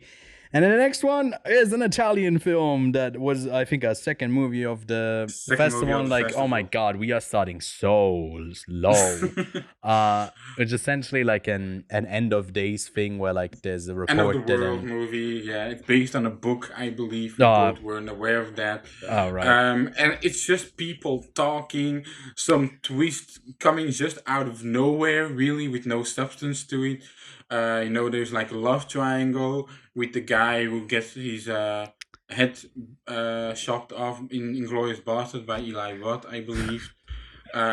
So yeah, that's literally the only thing I knew him from. Yeah, it's So I don't know. yeah, It's just like don't watch it. I don't know if we need to say no. more about it. Otherwise, we'll just shit No, on the don't film. watch it. It was just bad. It Oh was no no just no! bad. I do want to say one thing. Like you know, when the end of the world comes, like there was a big flashlight, and I was just laughing. Yeah, it's it is Yeah, very underwhelming in every possible conceivable way. yeah. Then I think this one was one that I caught Vivant, by Ah, Alex Delaporte, a movie about like a um French movie. a French movie. That's why I liked it, dude. A couple of years ago, I was like down on France. I was like, no, they all do the same thing. It's just like a bunch of people in a room and they talk, and it's not engaging. Coupe De Like the Chance. previous Italy, and now they've moved on to make like more genre, not even genre, but just like interesting stories. And this Yeah, is like about an intern entering this I guess media thing that started like 15 years ago, where they basically do video type of journalism, and they were like in war zones before, and they've kind of cooled down a bit in what they're doing because their budget has been slashed, so they're mainly in France, kind of reporting on that side. So it's like always going against, can they survive on with the ratings and a show that's been around for 15 years. So that all goes into it. But then it's also just like reporting at the dynamics between them. There's also like a juicy maybe hint of a love story that is kind of mildly inappropriate in it as well. The lead, I'm sorry to be so surface level, but she is stunning. So I was already in. That's I'm hey kind yo, of Ewan. basic that way. Sometimes I just need like an engaging, good looking lead, and that in a movie that is also kind of interesting, and I'm loving it. And here that was exactly the case. I don't know how like ultimately big it goes or like whatever it says, if it says anything, but it's just like it's a very good short 86-minute long entertainment piece, and I can recommend it. Well, I watched another French movie which you also watched called Dali. Dali, yes. Dali. Dali. Which You I gotta kinda- say the 6 A's. Come on, Yeah. man. Dali. Wait. No, there's only one I, so it's like Dali. Yeah. Alright. Good that we're Well, breaking that down. Quentin I- Dupieux, known for his bizarre comedy style. This was actually my first one of his. I haven't seen any of the other ones. As someone who's more I love him. well versed in his comedic language, where does this one land? Is it good? Can you It recommend is very good. Yeah. Yeah, I truly recommend it. You know, Dali is played by different people. A lot of laughs this movie got. I you was know, like there. so confused at times. Like, wait, that guy, it's different, but what is different? They're not acknowledging it, and like the confusion that you feel is part of the journey, and it's Yeah. I don't know if I always vibe with the callback type of humor and like I mean, it's the sentencing literal ridiculousness. callback, right? A literal callback too. Yeah. You know, so and I really like this film. Like also the way, you know, like Dali types, like he talks like Dali doesn't want to be interviewed without a camera cinematographic. Like the way he talks, it's so Yeah. well done, and you know, it really captures like the absurdness of a artist like Dali, because like Dali was apparently also like a kind of like a piece of shit. Yeah. And this movie encapsulated that type of attitude very well. Very funny scenes, like especially the opening with the hallway. I loved. Yeah, a big recommendation for content Dupieux fans and just general comedic fans as well. It's a very short movie too, 77 minutes or something like that. So Yeah. go watch it. The next one is the final movie of I'm so sad, man. yeah, Oh. William Friedkin. And it's a quite simple one with the way it is staged and filmed. And it's essentially could just be like a play, right? We talked about this as well. It is Yeah. basically just It conversations is in a also courtroom. based on a play, I believe. Mhm. Yeah, like of the K Mutiny, I do think it's kind of based on the books and the movie that I've gotten onto it. But yeah, it's Friedkin's latest. I'm very sad to see. It's also Lance Reddick's latest, which, you know, the movie started with an opening quote of Friedkin. Everyone clapped for it. The movie ends with Lance dedication Yeah, to Lance Reddick. yeah. Everyone cried. I almost cried. I kept it in, but I could have cried. Good for you. Yeah, now the King meeting court martial. Look, it's a very confident trial movie. Any other director would probably like intercut it with footage of the actual events, but you know, Friedkin says no. I'm keeping it inside this courtroom. I'm gonna deliver it with confidence. It's his last movie. He also like kind of co-directed it with Guillermo del Toro because they didn't want to insure the movie with Friedkin only because I do think he knew his time was almost up. And again, people, please, can we give the K Mutiny Court Martial like a theatrical release? Because apparently yeah. it's getting dumped on a streaming service, and I'm Yeah. like, no way, like a director as great as Friedkin gets treated like this. But I really love Wait. it. For the people who wanted more of Jason Clarke as a lawyer after Yeah, Oppenheimer, yeah, you get it in this movie, which I wanted it, I got it, and I'm content with it. Yeah, it was great. yeah, it was great. It's one of his best performances. I'm just seeing on Letterboxd that for some reason it has the genre tag of TV movie, which is a bit Oh, insulting if I'm being honest. Yeah, that's Um, insulting as hell. But it is aesthetically, especially in the opening, very much a TV Yeah. movie. The way it looks, it's not. I would say it doesn't look great, but then it kind of makes sense for the style that it's going for, and I didn't mind it. It was just like the opening parts where, yeah, it just looked very flat. But it's dialogue based, you know, because it's the court. If you can stomach court stuff because of the formality that is in there, somehow Friedkin manages to make that like really engaging. It's one of the best court films I've seen in a long time. And yeah, I feel like it also shines in all of the performances. There's like a really long Kiefer Sutherland monologue that is, oh my god, it's so good. It's Like so good. it is incredible what he manages to deliver there. And yeah, I didn't really like where it ends up. You liked it more. I Yeah, I definitely liked it need to more. rewatch it. Maybe I'm coming off of it differently, but it to me was like a bit too much pro siding with sides that Like I for you, it was didn't too agree. But yeah, patriotic, right?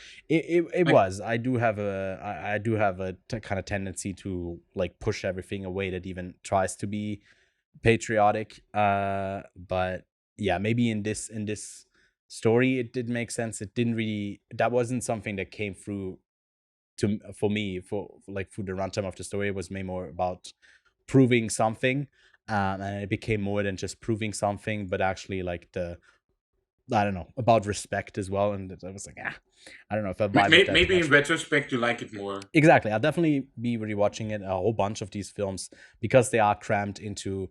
We haven't said this yet, but on average, we end up averaging almost like 6 movies a day. If you, Basically 6 movies a day.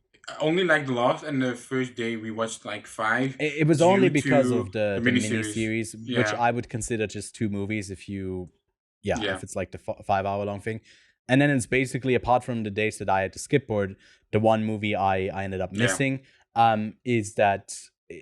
Yeah, we are watching 6 movies a day. It does get exhausting, and at some point, it's really hard to take in all of these different things. Yeah. But I feel like still, like it's one of the festivals where I managed to do most of what it was, yeah, what I wanted Yeah. to like catch here. But anyways, Making Off, another French film about filmmaking. And yeah, I'll keep it simple here. I quite liked it. If you like films I mean, about we both liked it filmmaking, very much, right? We yeah, both thought it was hilarious. It's about the shooting of a movie where the producer is not even there for most of it. He's like avoiding the actual production of the movie. The producer, which is like hilarious as hell. The main actor wants to kind of give him all the. You want to keep the spotlight on him. The director is just having constant panic attacks, and you got a behind the scenes guy who's doing the making of, and he's like even like making his own film of the making of, and like it's such a funny movie. it's yeah, Yeah, it's very well done too, because like it does mix it with like the story of the movie mixes well with the story of the movie inside the movie. mhm. So it's very well done, very well made. It's kind of hilarious. Yeah, Yeah. I loved it. For me, like I said, easy recommendation for that one. If you like Yeah. movies about movies, I think it's one of the better ones we've gotten recently. And then, oh my god, we have arrived. I'm looking at the next movie. We have arrived at Aggro Drift. The movie that's already completely on X on Twitter. If you, I think I've never looked it up, but apparently well, someone filmed the entire thing in a. I didn't see the guy. like parts of it, yeah. Parts of it. But Okay. we both can agree, Aggro Drift is in a category of its own. Yeah. Of this film festival, like it's in a category of its own. Like To be we fair, thought like this Aggro would Drift, it's like, considering it in the Fast and Furious franchise, it would be Too Fast and Too Furious. Like, I don't know. It gives we yeah. did think this movie would have the most walkouts, because there were like a lot of walkouts. Like people were not vibing with it. They were walking out Yeah. after like 3 minutes already. They were like, "Is this gonna be the movie? Hell nah, I'm out." And but it, like a it, lot of it people was, stayed. I think, by the amount, probably was still the biggest walkouts. Yeah, But there were really a lot of people who ended up staying. And there's 1.2K on Letterboxd that have logged it. But there was another smaller film that was basically like an essay film that was really bad, where we ended up Yeah. walking out, the first one that you ever walked out in a Yeah. movie. And I think that one, by the end of it, probably had like a third or a fourth left of the people who were initially in that screening. And it wasn't the case for Aggro Drift, but it like infrared movie that's I don't know what the story even is, but it's about the like story is about the greatest assassin in the world. He's dropping bodies, he's dropping souls. There is a thick ass woman in infrared twerking for most of the movie. Sometimes you get like the movie mixes it with kind of like robotic. I don't know if it's AI, but like kind of like mechanical looking robots. You got a guy who's like trusting in underwear. It's a movie you Yeah, have to see one time and then never again in your life, but you do have to experience it. It's like I a don't true. agree. It is a nah. It's an acid trip. It I is. thought It is. Gaspar Noé's climax, like that was the definition of an acid trip. Nah, this movie is the definition of an acid trip for me right at this moment. I feel like It is I feel like crazy. you die you die if you watch this on any sort of drug, because it's like, it's also the way it was mixed. The whole like thing was like piercing in our ears because it was clearly mixed too loudly for the theater, but they didn't adjust anything, and I guess it was ultimately intentioned to hurt you physically. Like I had a ringing in my ears coming out of this showing, and my eyes were legitimately burning at one point.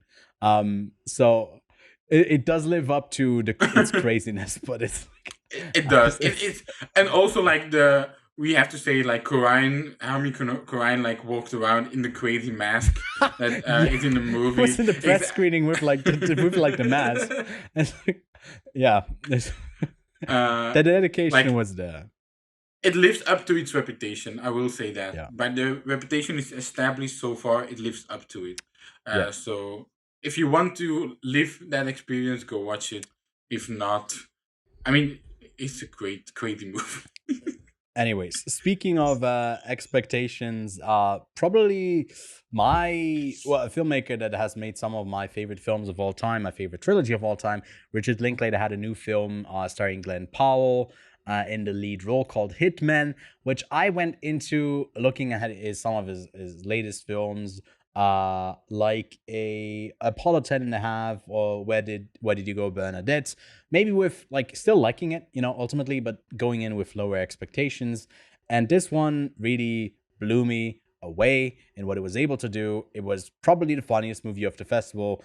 Saying that, having Poor Things in the lineup is kind of crazy because that movie was incredibly entertaining. But I loved it from beginning to end. I don't know how it will hit with people who kind of know how good it is going into it.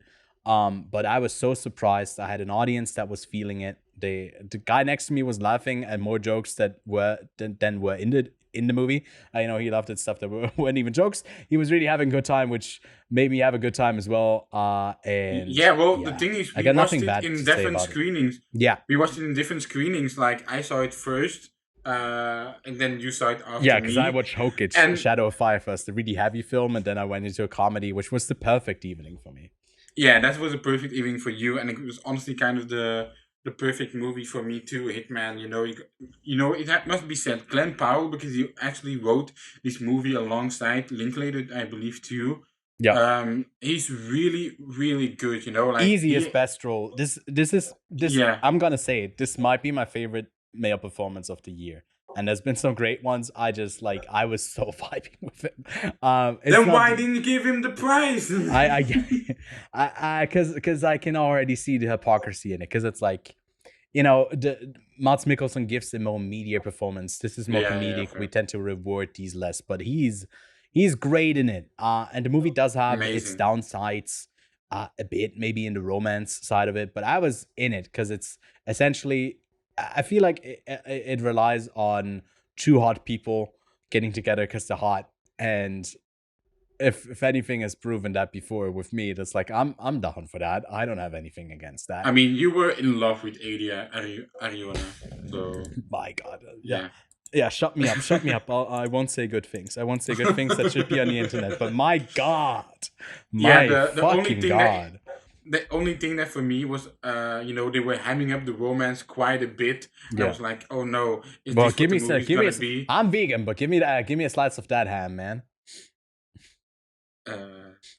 Okay, man, sure. But they were hamming it quite a bit up in the romance section, but then they quietly diverted from that. There's a lot of twists, a lot of genres getting mixed. I really, really, really loved it, as did Ewan. He was his favorite. Poor Things was my favorite. Yeah. So you know what the two funniest movies of the festival were. Then we watched Snow Leopard, which I believe Wait, are you is skipping over the also. Polanski film? I mean, you can. I'm down for Oh, that. We can skip over the yeah. other funny film. Oh, wait, yeah. The Palace, very booming film. Yeah, Mike, unfunny. I work it in this for some reason. He's blonde. He's tan. Um, Yeah, I don't care. it's just a bad movie overall. But it tries to go for humor. I don't think I laughed a single time, Oh, other than like how bad it was. None of the jokes were funny. also, Um, only Polanski would put Russians into his movies at yeah, this stage. They were uh, like fucking ridiculous. yeah, Not. Yeah, skip it. Skip yeah. it. Yeah, For skip sure, it. skip it. It's the hardest Skip it. skip I've done in a long time. Uh, Snow Leopard. Well, then we also watched Snow Leopard, which I believe is the last film of the director Pema Tserin. Oh, it At least is. apparently he died. I know, what a shitty s- film to go out on. I'm sorry, but Wait, did he die or not? Oh shit! Now I I have to don't, I actually don't look up. think he died. I'm not saying that. If he, Oh yeah, no, he died. He okay, died. He I'm died sorry. in I'm May. sorry, but yeah, Imagine I I didn't. was talking about someone. Well, I was shit talking the film already because I didn't like it at all. I'm sorry. It's just like I actually really quite like the landscape. Again, like I'm a sucker for good landscapes. I did think this movie had good landscape. yeah, The movie is about the snow leopard, which I thought the CGI of the snow leopard was actually also quite done because it could have looked quite cheap, but it didn't. yeah. I did walk out of this movie, but only for the reason of catching another film. So I missed like only like the last 20 minutes. Yeah, I was so jealous that Um, you got to walk out. And I had to finish but it so I can talk about it here in its full yeah, entirety. what were your thoughts though? Because I know I you gave it a didn't 1 like out it. of 5. I thought it was incredibly annoying, repetitive. It didn't look good in the CGI. I don't know what the point of the story was. It's just like a bad movie. I don't know. The poster's probably the best thing I've seen all year. I will say there is one guy who like there's like the brother and you got the father.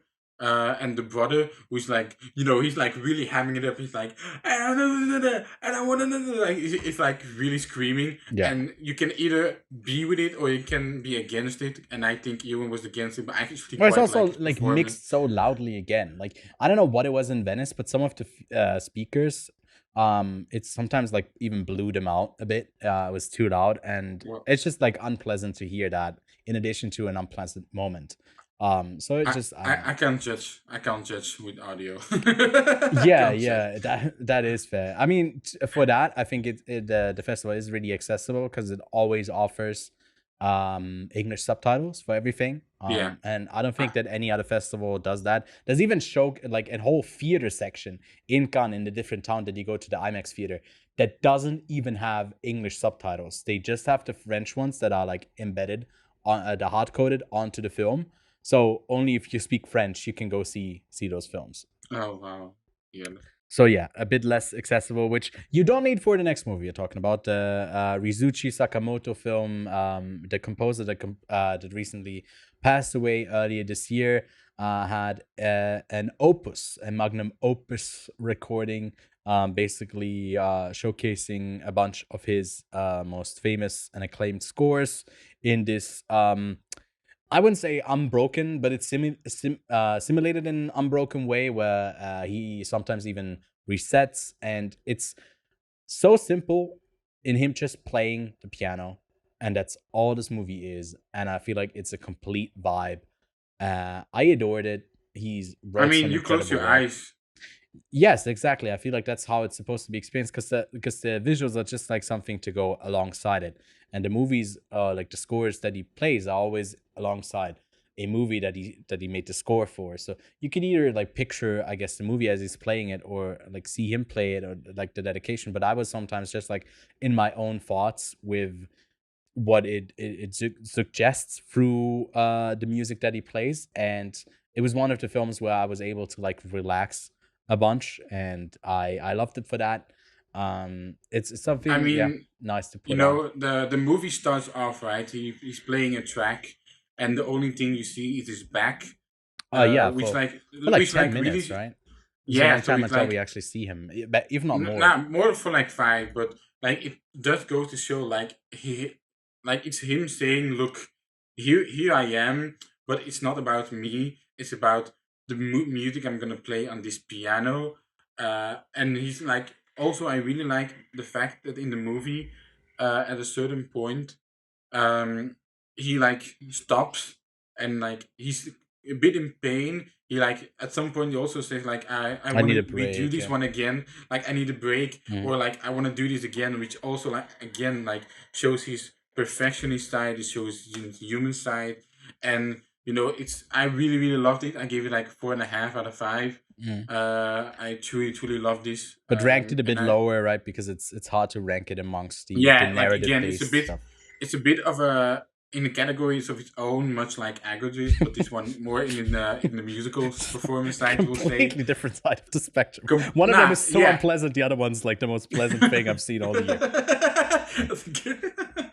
But yeah, I actually downloaded an album of his on the way, on the flight back. So like it was a complete vibe, and just an ode to a great composer. Yeah. Component. Component. Compass. Compass. Composer. Yeah. Yeah. Absolutely great. Then the next movie, we already touched on it, Amour. Oh shit. We walked out of this one. It was very slow. It was very repetitive. Didn't have anything to say. It was like a love letter to a mom who passed away, which I don't even know to this point. I think she killed herself. And then it feels insensitive to talk about it like this bluntly, but it was just, oh my god, you got me to not care about your dead mother, and that's that's crazy. God, that's a vile thing to say. Oh my god, that's a crazy thing like to do, and it's unfortunate. It does feel very much like a student project film that somehow got into Venice, and I don't know why. A lot of water. If you gotta go to the toilet, this is the worst movie to watch. So people said it was great to fall asleep to. The water noises were calming to them. I mean, do we want to do we want to say we broke embargo for this one or not? No one would have known unless you said it. You just said it now. Then you'll skip it. Then you cut out this bit. But also, I described this movie, right? Amour. It's a movie we walked out of. The only movie we walked out of willingly. And I said, this is a film made by Chantal Akerman wannabe who tries to make a Roman news from home, starring a driving hazard who is driving so slow, trucks are overtaking her at some point. And again, like ratio-wise, it is the most walkout. Like this movie did have more walkout than Aggro Dr1ft if you take it in, like like how many people were there and how many people were still there at the end. There's also only 112 movie. people who've logged this so far on Letterboxd, and the biggest rating it's gotten is a 1-star. So not like the highest rated rating it's gotten. It's got no 5 stars. No, it doesn't. Which any movie usually has that, but yeah. Then finally we watched a documentary called Hollywood Gate. Which honestly, Hollywood Gate is kind of a great comedy. Yeah.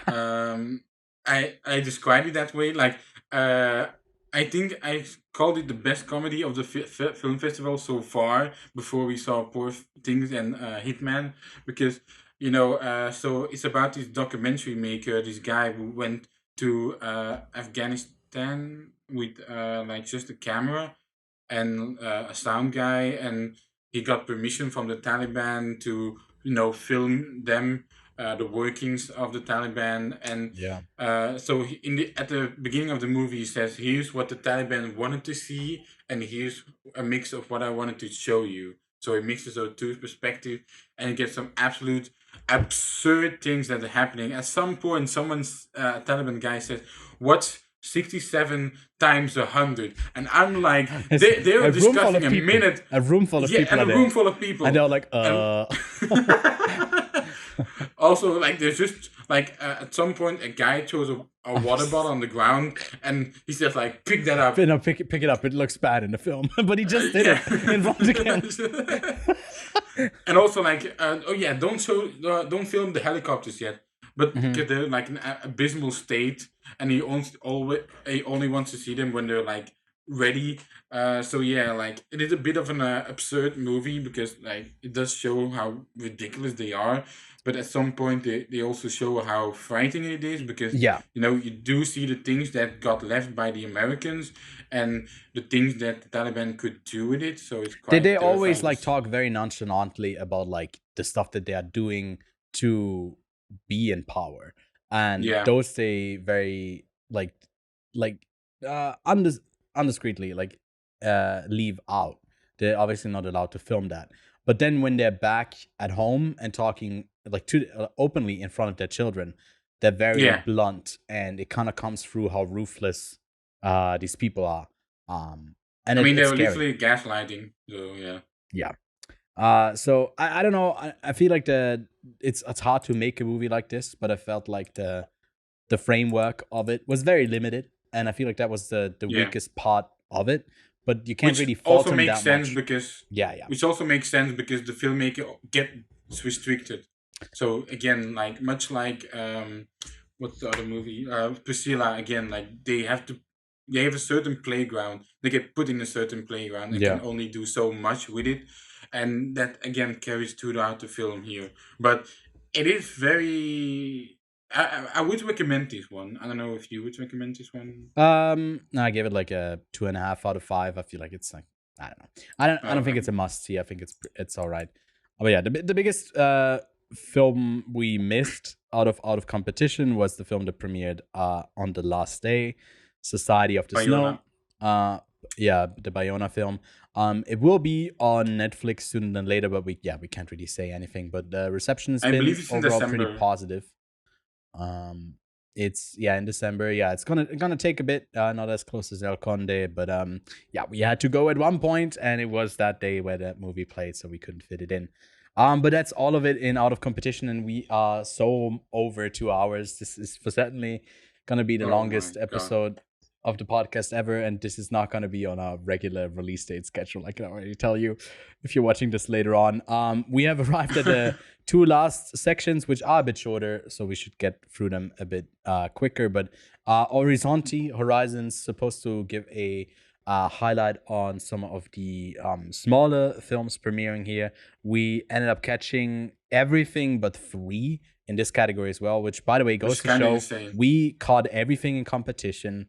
We caught most of our competition there. We got like a couple of documentaries. There's like mini series. There's a movie that's like, I don't know, like 4.5 hours long that we didn't catch, like stuff like that, special stuff that you are gonna miss. You can't fit them in. But in Horizonte as well, we caught most of it. And also in Horizonte Extra, we only missed 3 of the films. So we really That's crazy. fully covered this festival. So hopefully we'll be invited back because this is very extensive, as you can see by the runtime of this video as well. But a cielo abierto. My Spanish is horrible. What did you think of the lead in Asielo Abierto? I still don't know how old Ewan? she is. So I'm not gonna comment on it. But she had pretty eyes. Yeah. Also, Stepbro. Stepbro, no. Yeah. Yeah. And you like this one more than I did. I like this one quite a bit. I feel like it is like a road trip movie where there's been an accident. Someone was at fault. They lost their parent, and now they're kind of on a trip of revenge, but also self-discovery, but also dealing with the grief. And it gets messy. It's not as clean. It's very coming of age. So a lot of these emotions clash, and they don't know what the fuck they're doing. And I really didn't like that. They are like contradicting themselves at every step of the way. It doesn't try to be like super edgy or trying to like really appeal to a younger audience. It's a very adult look at teenagers who are going through something traumatic. I feel like it's very solid work, and it's one of the best out of this Horizonte section, and one of my highlights. It's definitely, I think it's my second favorite out of the whole, or the third favorite. I think it was fine. It's definitely like a decent road trip movie. It's a bit long. a bit sus at some points. It's a bit long too.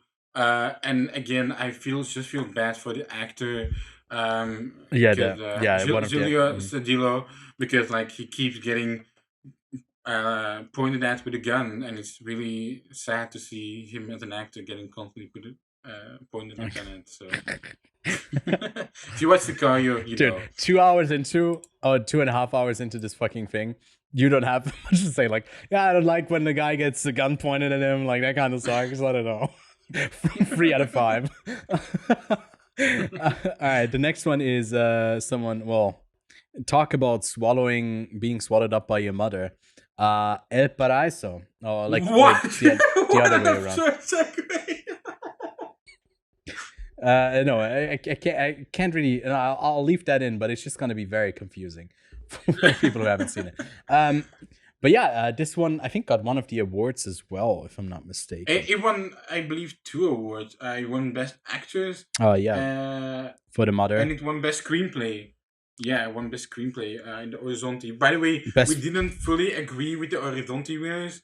The Horizonte ones were horrible. Which yeah, they were horrible. Like 80% oh my God. of them were trash. The only thing okay, let's quickly go through them.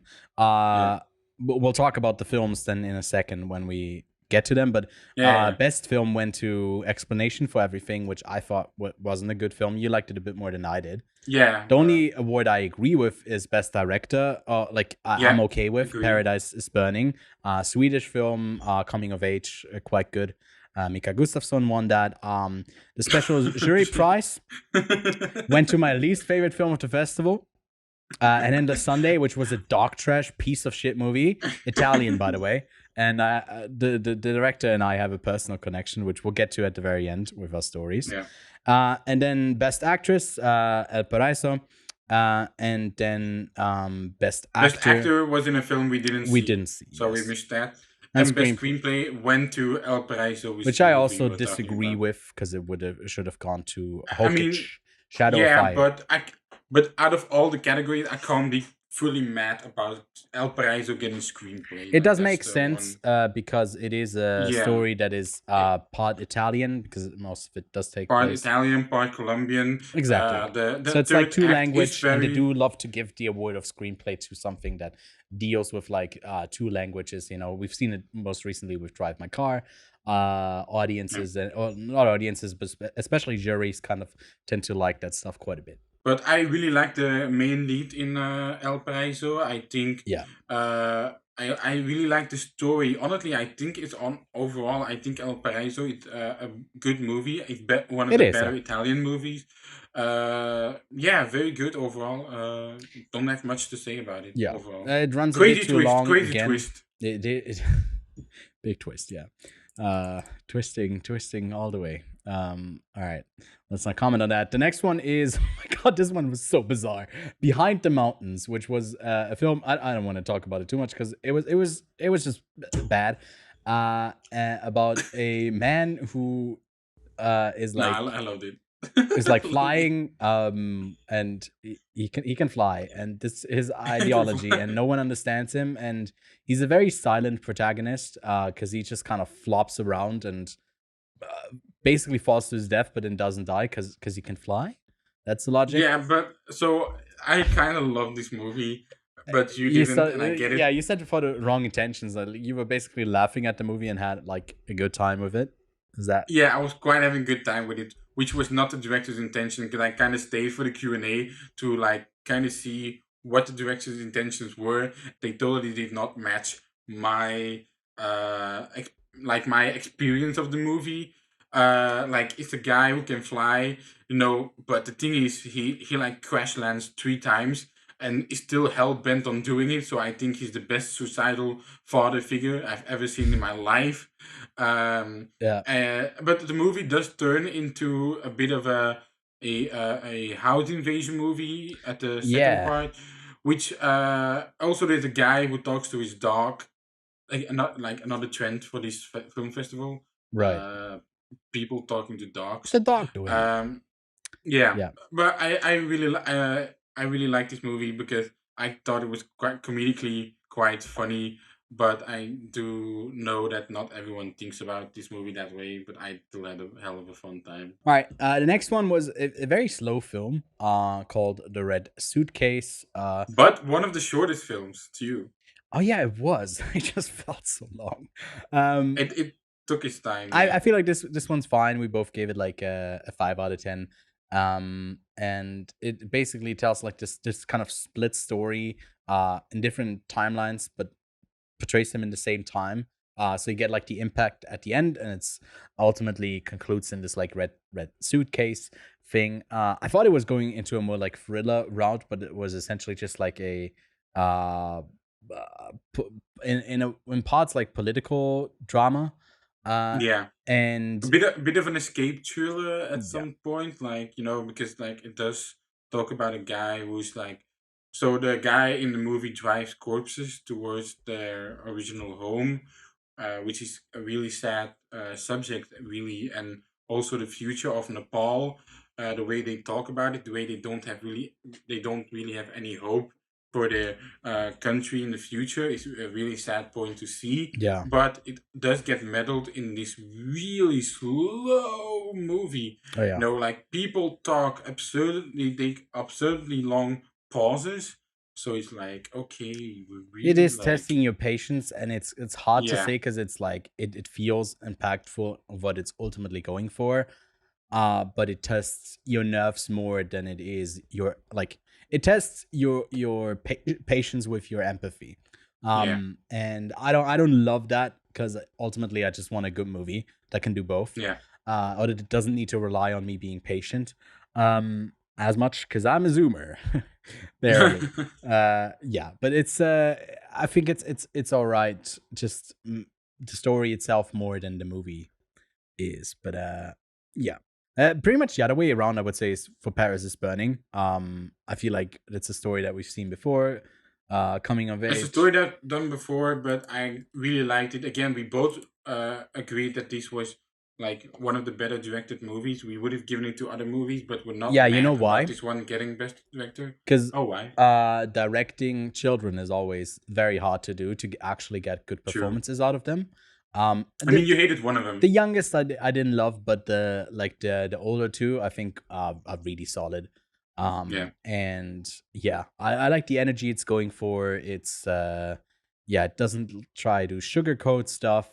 It's a bit edgy, you know, It is. But you know what? it's I fine. kind of want to segue this movie with Gasoline Rainbow. Sure. Because, you know, because like it is kind of a bit two sides of the same coin. You know, we got children who don't have a parent figure at the moment and are just like a bit stuck in their town. But in Paradise is Burning, you know, the children stay in their town. They try to you know, have fun with the environment they're in. Yeah. And then you got Gasoline Rainbow, which is about kids escaping their adult town. And we think the crowd went a bit crazy for this because it's also like a movie. And an American movie, one of the rare ones in Horizontal. Yeah, we didn't like it. This one. We didn't much. like it. I even liked it less than you. It's like surprising. Yeah, you liked it less than me. I had some don't say. I'm not gonna say it, of course, because I've been okay. So since this movie, there's a bunch of repeated voice lines in Aggro Dr1ft, right? That they go through this like, ooh yeah, guy, like that does the thrusting, and in this one they do the same thing of like one girl who I just simply describe as the dead ass girl. Because she like in every other sentence she says, she's like, yeah, no, I fucking, yeah, like it's dead ass kind of mid, like fuck and shit, like it's a fucking shit, like fuck. And that's the whole movie. It's like, it's going for, hey, we're capturing something raw because all of these people who are in the film are not actors. So you capture something raw in them. It's maybe even improvised, conversational. But it's just like a bunch of annoying people to listen to when there's nothing that is fabricated or like kind of guided.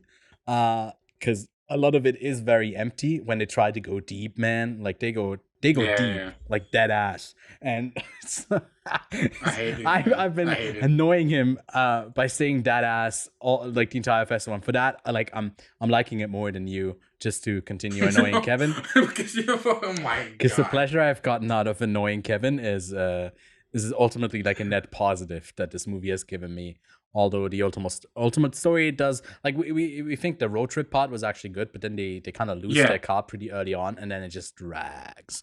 Like, And then they hang out with like really weird people, and yeah, then and, it's like, just about that. honestly, Like, at some points jump from it weird feels people a to bit weird like people. do you watch Yes TV?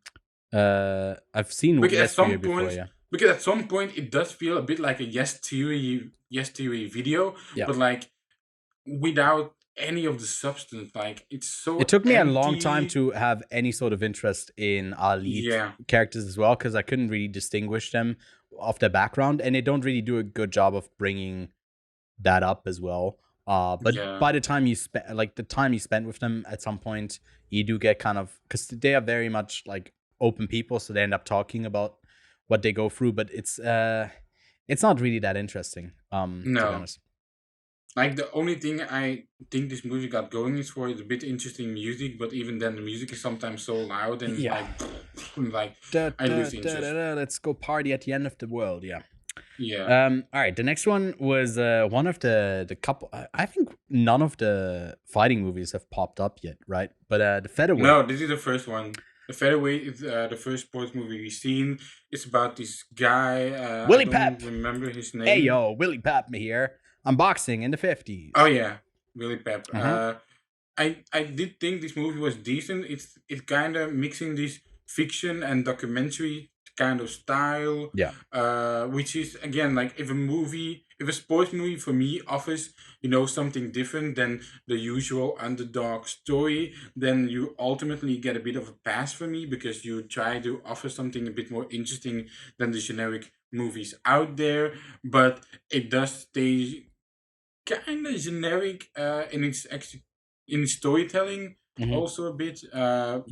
Yeah. What do you think of this? I didn't like it because it No. was I didn't give it a horrible rating because I feel like at the basis there's something interesting there, but the whole fake documentary aesthetic broke apart like again and again in this film, and like the way that they address the camera, the way that they acknowledge it, where its place is, it's so often called out but doesn't really fit in what they're doing, that just became like a really big distraction to me. And then the whole story I didn't really care for that much, but it's Also, Stephen Lang is in this movie.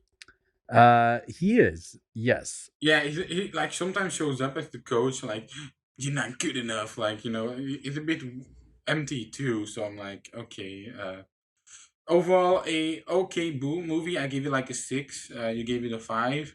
Like Yeah. if you want to watch like. Look, if you want to watch a boxing yeah. film, go see this. I Yeah. feel like boxing people are always hungry for some content, because there's quite a few. I think it's one of the sports that gets Yeah. covered the most, but this offers something at least different, which I don't think Day Yeah. of the Fight is in the Day of the Fight is in the next category, so No, we won't get to it's it in yet. the category. You want to talk about the other sports movie though next?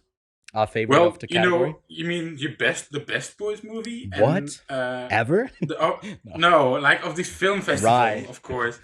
But I'm kind of biased because I have done judo when I was a kid. Yeah. So I really, really, really loved tatami. Tatami is truly, I believe, it's my number 10 of the film festival. Mhm. I think it's the best of the Horizonte selection. It is, I yeah. truly love this Agreed. movie. It talks about this Iran judoka who competes in this tournament. She feels good. She wants to go for the gold medal. Her coach is supporting her.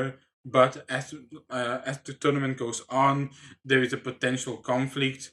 She will maybe fight an Israeli fighter, and the Iran government doesn't want that, obviously. Mhm. So they tell her like, I drop out with an injury. She doesn't really want to. The pressure develops on the fighter as well on the coach, on their families. It is absolutely a riveting movie. The only flaw in the movie for me is the sports commentary, because the sports commentary is a bit meddled with trying to be like a movie commentary and also being Yeah. a true to the judo commentary, and sometimes they don't mix very well.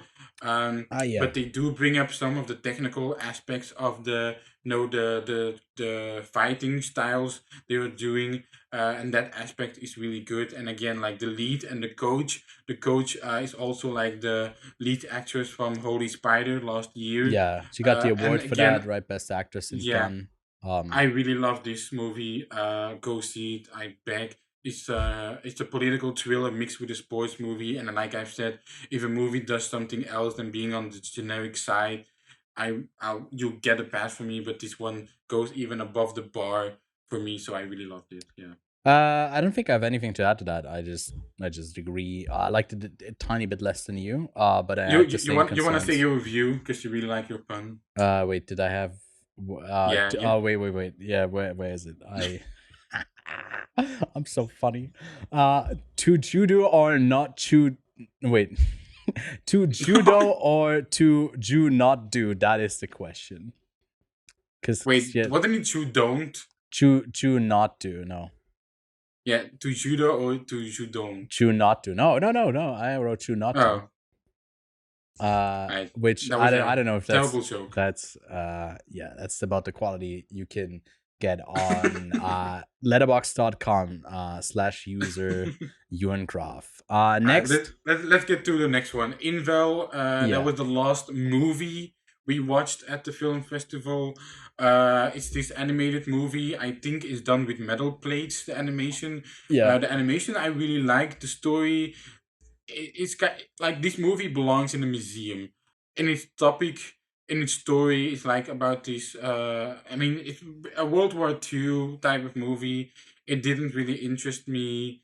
It goes through three different periods of like children. You know, you got the pre-World War II. You got something like during or something like that, and then after or something. Yeah, then after. I was really checked out for this film. I didn't love the aesthetic.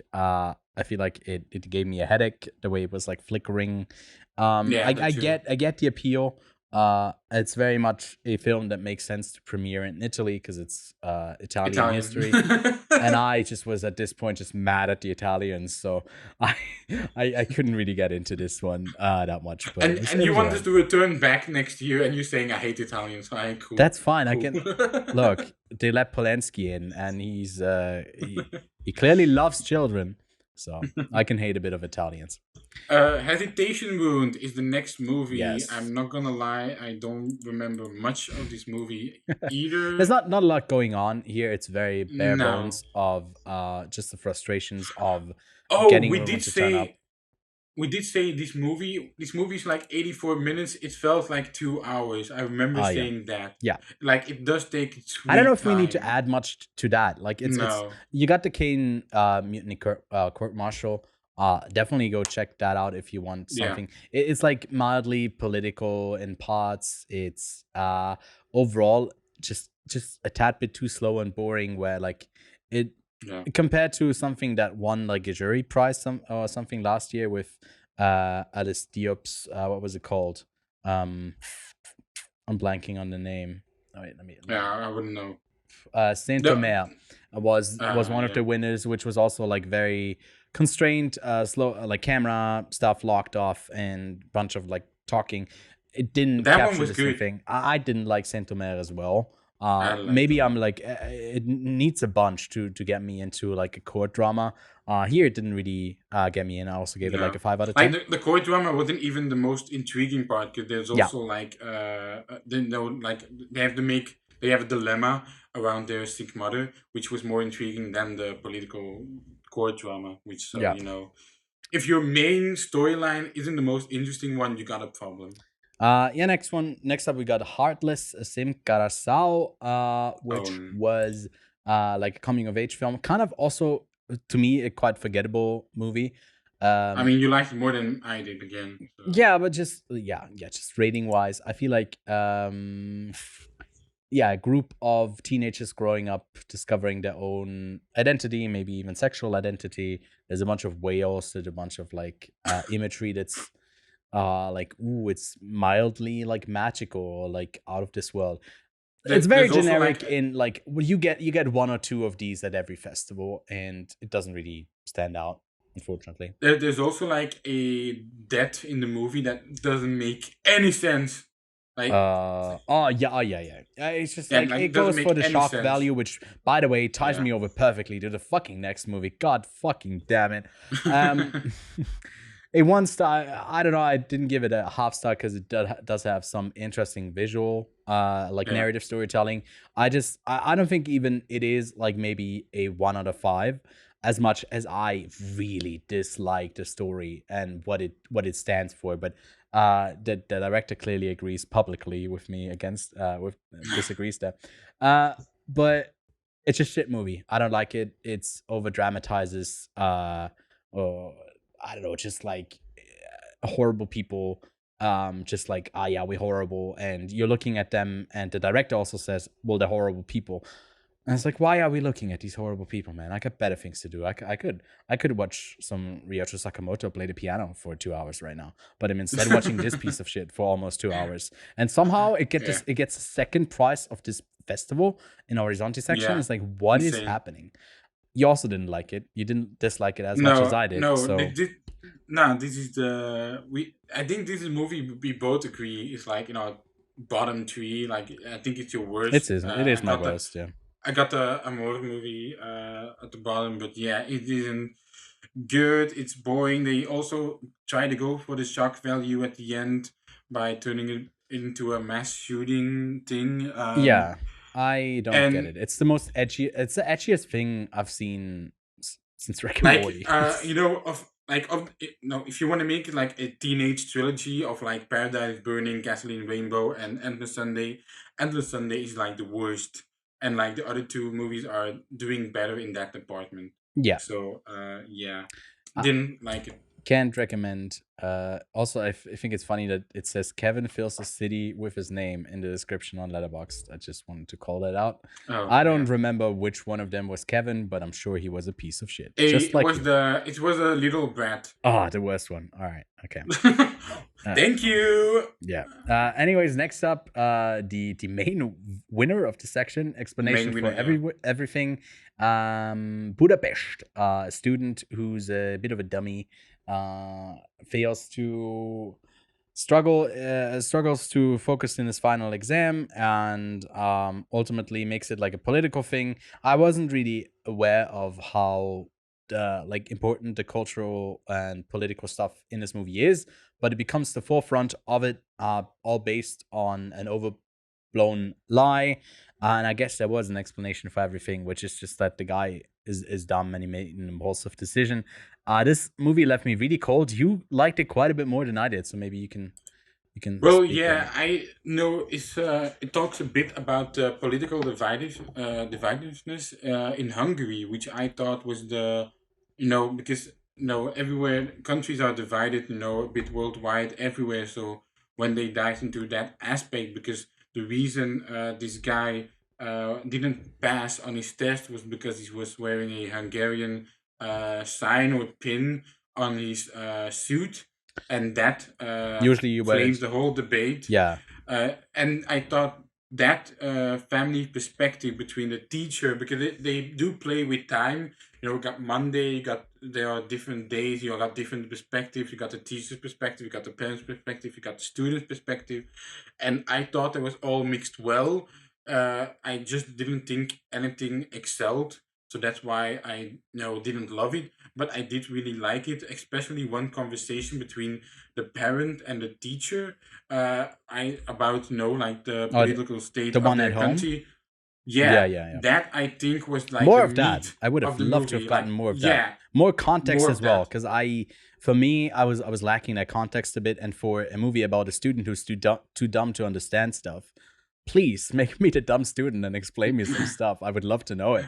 And I just was like, I didn't have that going in. So even if you want to see this film, maybe read up on the history of Hungary a bit more, and then it might be a more fulfilling experience. And it's also 2.5 hours long. It's definitely like one of those, like, if you're good, then it doesn't matter how long your movie is. If you're just kind of alright-ish, then you need to trim it down to make it like better, And So- if you want to segue to another movie about a a teenage boy Yurt. who's like struggling with Dormitory. school and yurt or dormitory, Here on the other side, I kind of liked how little we got of the explanation, because it's also something that he has to go through discovering his own identity and how he's viewed by other people, because he goes to this most or different religion-based school that's an all-boys school. I'm not even too familiar with No, the dormitory is all school, right?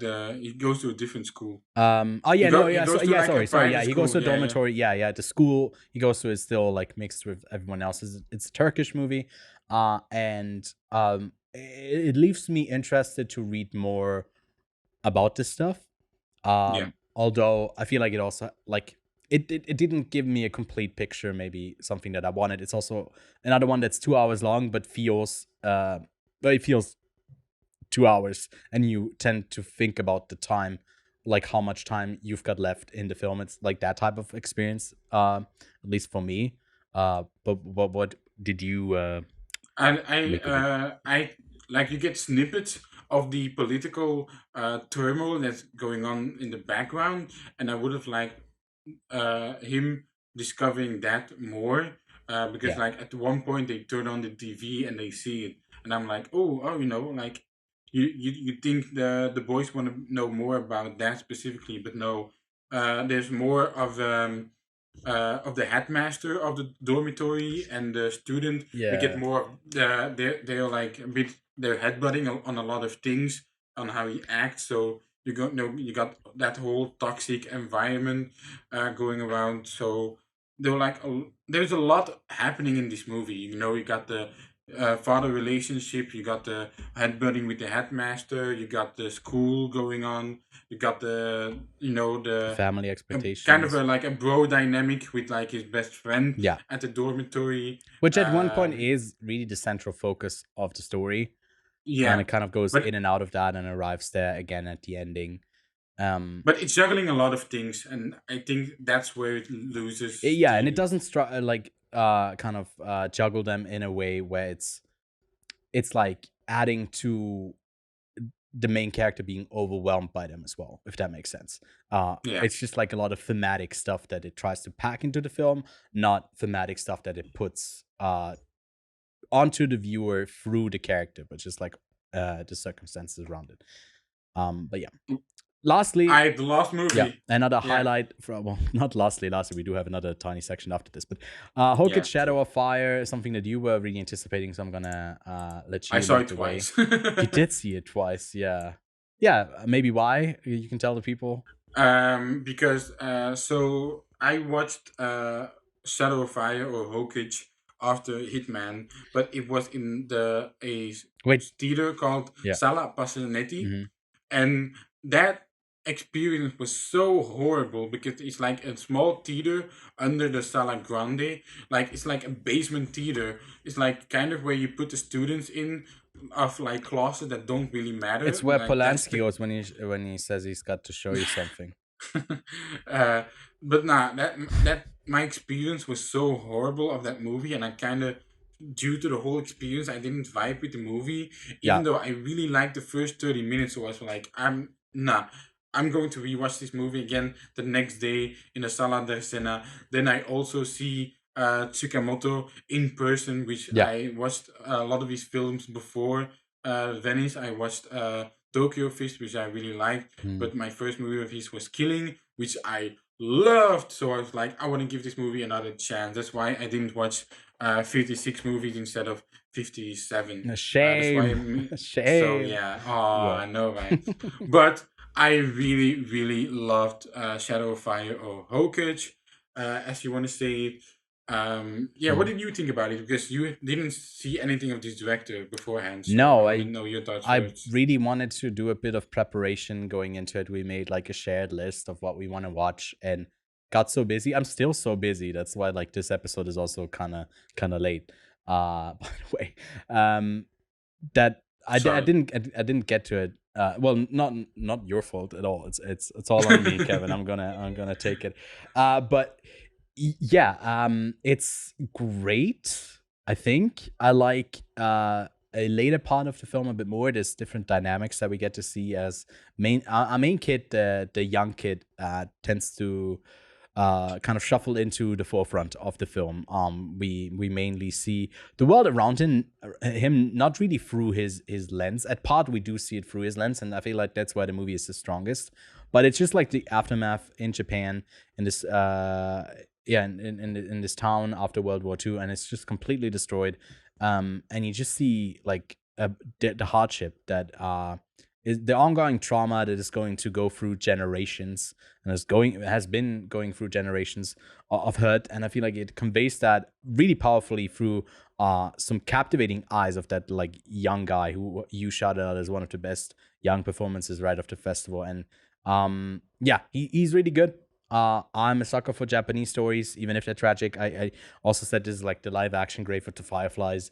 And I quite liked it. It made it into my top 10, I think, of the festival. Yeah, I believe like even Number 7. Number 7. Yeah, top 7. I was gonna say 6, but then that's probably where memory switching. I do have, but I really loved Shadow of Fire. You know, like as you said, like the hardship that come with it. But you see specifically to a soldier's point of view, you see to a woman / that was prostitute. my favorite. That was my favorite part of it because it felt so raw. It felt so violent, not just like physically, but also mentally. And dude, that just it really worked well, and it made me like after this. He's the filmmaker. What's his name? Tsukamoto. Shinya Tsukamoto, yeah. He's the filmmaker I'm most interested in like checking out more from because he really nailed it. And I feel like in what it was trying to go for. It's a devastating movie to watch. It's too much at times for me. But yeah, certainly worth checking out if you can stomach something quite heavy. It's definitely heavy. And again, like the movie kind of starts like a room piece.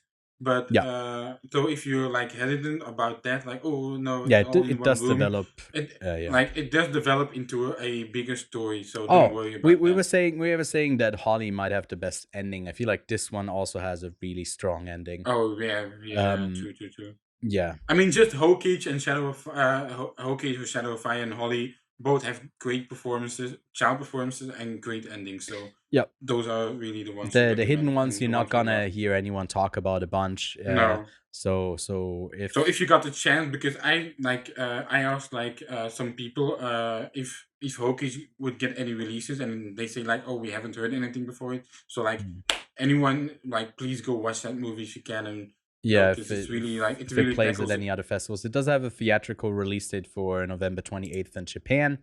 25th, sorry. But yeah, so far I don't think it's getting the Boy and the Heron treatment that premiered first in Japan and then worldwide. It's not that type of film, but certainly worth seeing as well. All right, we have concluded the Horizonte section. At least of the ones that I've seen, we are at still Horizonte, but this one's extra. This has a bit of extra flair in it. First up, one of the last films we saw, Forever, an Ukrainian film, another coming-of-age teenage film about a mistreated girl from an abusive relationship who has to switch schools, goes into a new one, and is apparently just like in bad surrounding because everyone's an abuser and a dickhead around her. But the movie portrays it in a way where they're like kind of good at parts. I don't know. I couldn't really make sense of it. I kind of like that ambiguity of I don't think it was ambiguous. It kind of just framed them as like not bad because it like I don't know. Maybe I misread it. There's also like there's a love triangle going on. Yeah. You know. Well, this was one of my least liked of the festival. By the way, I liked it less than Aggro Dr1ft because I feel like it was very edgy. I mean, and the way that it was just like going for sexuality and violence and like it felt very idealized in a very juvenile way. But that's also kind of the point they want to make because you know it's these Ukrainian kids who don't really want to go to college too. Like they're kind of stuck in this like limbo of you know, it's just violent town, violent people, sexual people. I also didn't like the lead's performance, to be honest. I just didn't mind it. But it's not great. Bit of a letdown, to me at least, because I was hoping maybe I'd get something interesting. I mean, we watched this after Hors-Saison and Memory. So we started off so strong, and it just went down. Yeah. Because we watched Forever, and then we watched Invel. Like it went just down. And that way, then yeah. a few disappointing episodes of the Yeah. miniseries. The first few were good, but next up, El Rapto. I'm about to do an interview with this. We should wrap it up soon because I do have to finish the movie. I haven't finished the movie and prepped the interview Oh shit. because I'm interviewing Times the two. We're gonna do times two. Jesus Christ, the lead actor and director. Yeah, and I don't know. Hopefully my screen doesn't expire on me. But yeah, gonna have an interview up, by the way, on my channel. Should be out soon after this goes up, hopefully. I don't know. I don't know at this point. I haven't seen the movie yet. Argentinian period piece, though. I've seen like 30 minutes of it about El Rapto, a kidnapping. Looks to be quite political. I'll have to finish it, but so far looks kind of decent. Then the last fight movie, sports movie, Day of the Fight, one that you were quite anticipating. What did you make of this one? I thought, again, we're talking about sports movies because there have been so many sports movies. Day of the Fight is a bit of a generic one again, Yeah. but they do develop the emotional backstory of our main lead quite a bit, which again, you get a pass for me if you do something a bit more than just the sports side of it. But the lead also gave me a lot of Tom Hardy from Warrior vibes. Like he wanted to copy that kind of attitude of him. So that's also why I was like, oh, he's not being that creative of it because he's doing something a hell of a lot like Tom Hardy in Warrior. He also was like in some other movies, this film festival. So Oh, really? I believe so in like one. Or he looks a lot of like Well, oh my another God, he was actor. in Black Flies. I saw him in Black Flies in Cannes. Oh, he did. Yeah, I don't remember him, Yeah. though. Again, just very mid. I think you gave the same thing. Yeah, I think it's all right. It's totally passable. I feel like it's right in the middle of the three fighting movies, Yeah. fighting sports movies we got. It's solid. It's the Day of the Fight. He hasn't been fighting for a while. He's back to fighting. He has this legacy that's been tarnished by mistakes that he's made. He's trying to reconcile them, but can he reconcile them, or is he just like that person forever? He's kind of reckoning with that, the legacy of his dad that he has kind of left on him now that he's barely there anymore. So like a lot of subjects where he goes on a journey to kind of go through different characters that he's left an impact on, and I feel like that could be stronger in a different movie, but it's quite solid. The fighting's good. Solid film. Also, if you expect a lot of Joe Pesci, don't. Like, yeah, and he doesn't do much because scenes. he's a senile old guy for most of it, and then the I mean, otherwise he's like he's he's like in a hallucinations. cab at one point. He's like in a cab at one point, but like that's the There's not much from him. Yeah. no, not much. Next up, another film that you really wanted to see, the latest Liam Neeson action thriller called In the Lands of Saints and Sinners. With Carrie Condon, who plays the villain. I'm the because bad guy. Yes. because she's from the IRA. She just blew up a bar. Some kids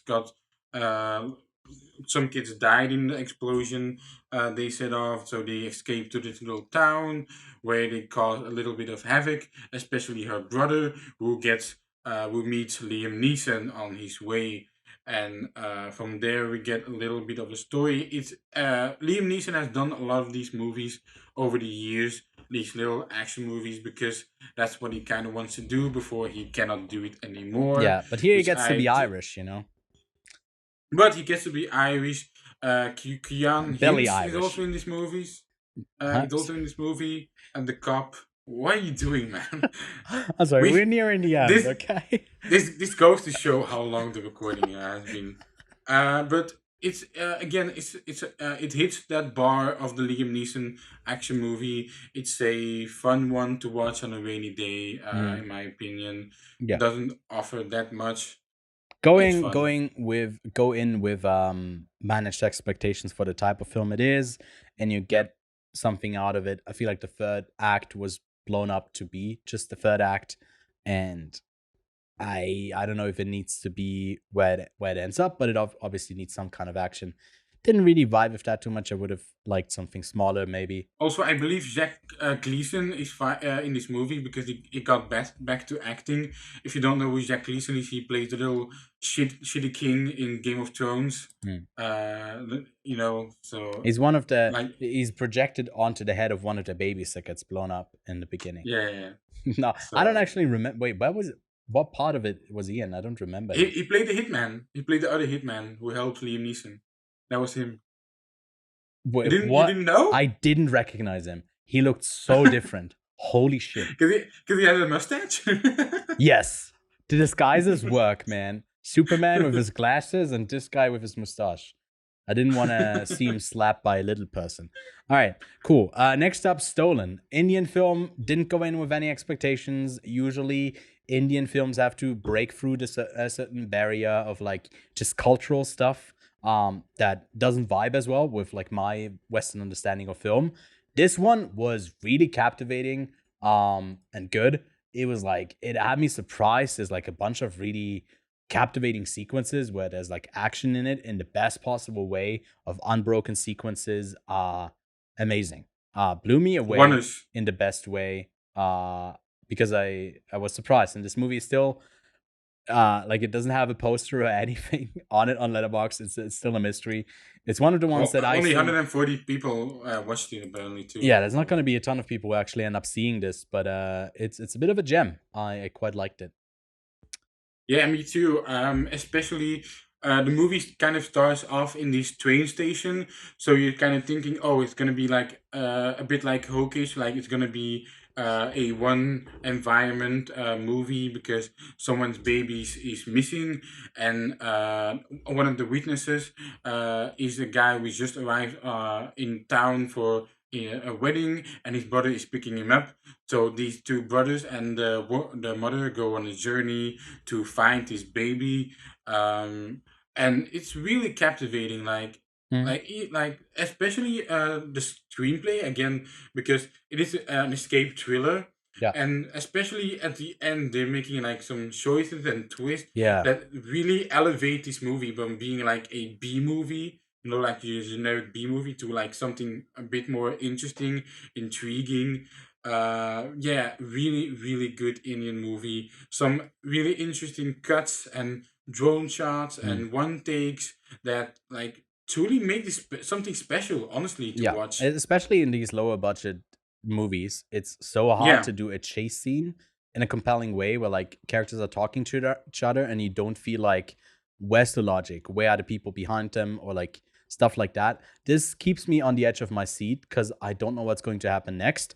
And it stays within the logic of the universe it's setting up. And that's something that like a lot of beginning filmmakers, when they do something that is based on some kind of momentum, they fail to capture that momentum. And it's done expertly in here. Really had no expectations. And we were both positively coming out of it. Like we were smiling coming. I was like, that was really good, right? Like what? Yeah, that what was really good. Yeah. Because like we were like, oh, this is the one movie, like, because there were a lot of movies that we were like, we had to see because it's part of the schedule that's going on, right? It's part of the schedule. All right, let's see what this one is. And I think this was the biggest, like, honestly, surprise, this was the biggest surprise of the film festival. Yeah. So Stolen, like, I hope it gets to release somewhere. Yeah. Really go watch it. Yeah. We'll shout it out again when it does get a limited release, only likely somewhere or like on VOD. But then lastly, you saw a film that I didn't end up catching, L'Homme d'Argile, The Dream. L'Homme d'Argile, a French movie. It's my number 15 on the film festival. Really? Oh my god, that high? Yeah. Wow. Yeah, that's high, right? Yeah. And I honestly really, really liked it because, it's this caretaker on like a rich artist mansion. Like he lived there with his mother. He's just kind of like doesn't have much of a life. He takes care of the garden. He plays the what's it called? What's that instrument called with the goat bagpipe? Oh, bagpipes. It's called bagpipes in it. What's that instrument called where you blow into a bag, like through a pipe? He plays the bagpipe, and honestly, like it's honestly like a really kind of dreamy vibe movie. And then one day the artist shows up, and he kind of inspires something in her. She kind of inspires something in him. Honestly, a really beautiful movie with a great performance from Raphael Thierry. Mhm. I really liked him. I kind of want to shout him out as the best actor Yeah. because he really was something truly beautiful. The Dreamer, go check it out. It's a cute French movie, really vibey, dreamy 90-minute movie. I honestly recommend it. Yeah. Yeah. That's the Horizonte extra section done. We didn't catch Phantom Youth, Patch Up Days, and Felicita. The last one actually got the audience award, being the most Oh, liked. really? Yeah, but we missed that one. Haven't really heard much of it, but I guess the audiences.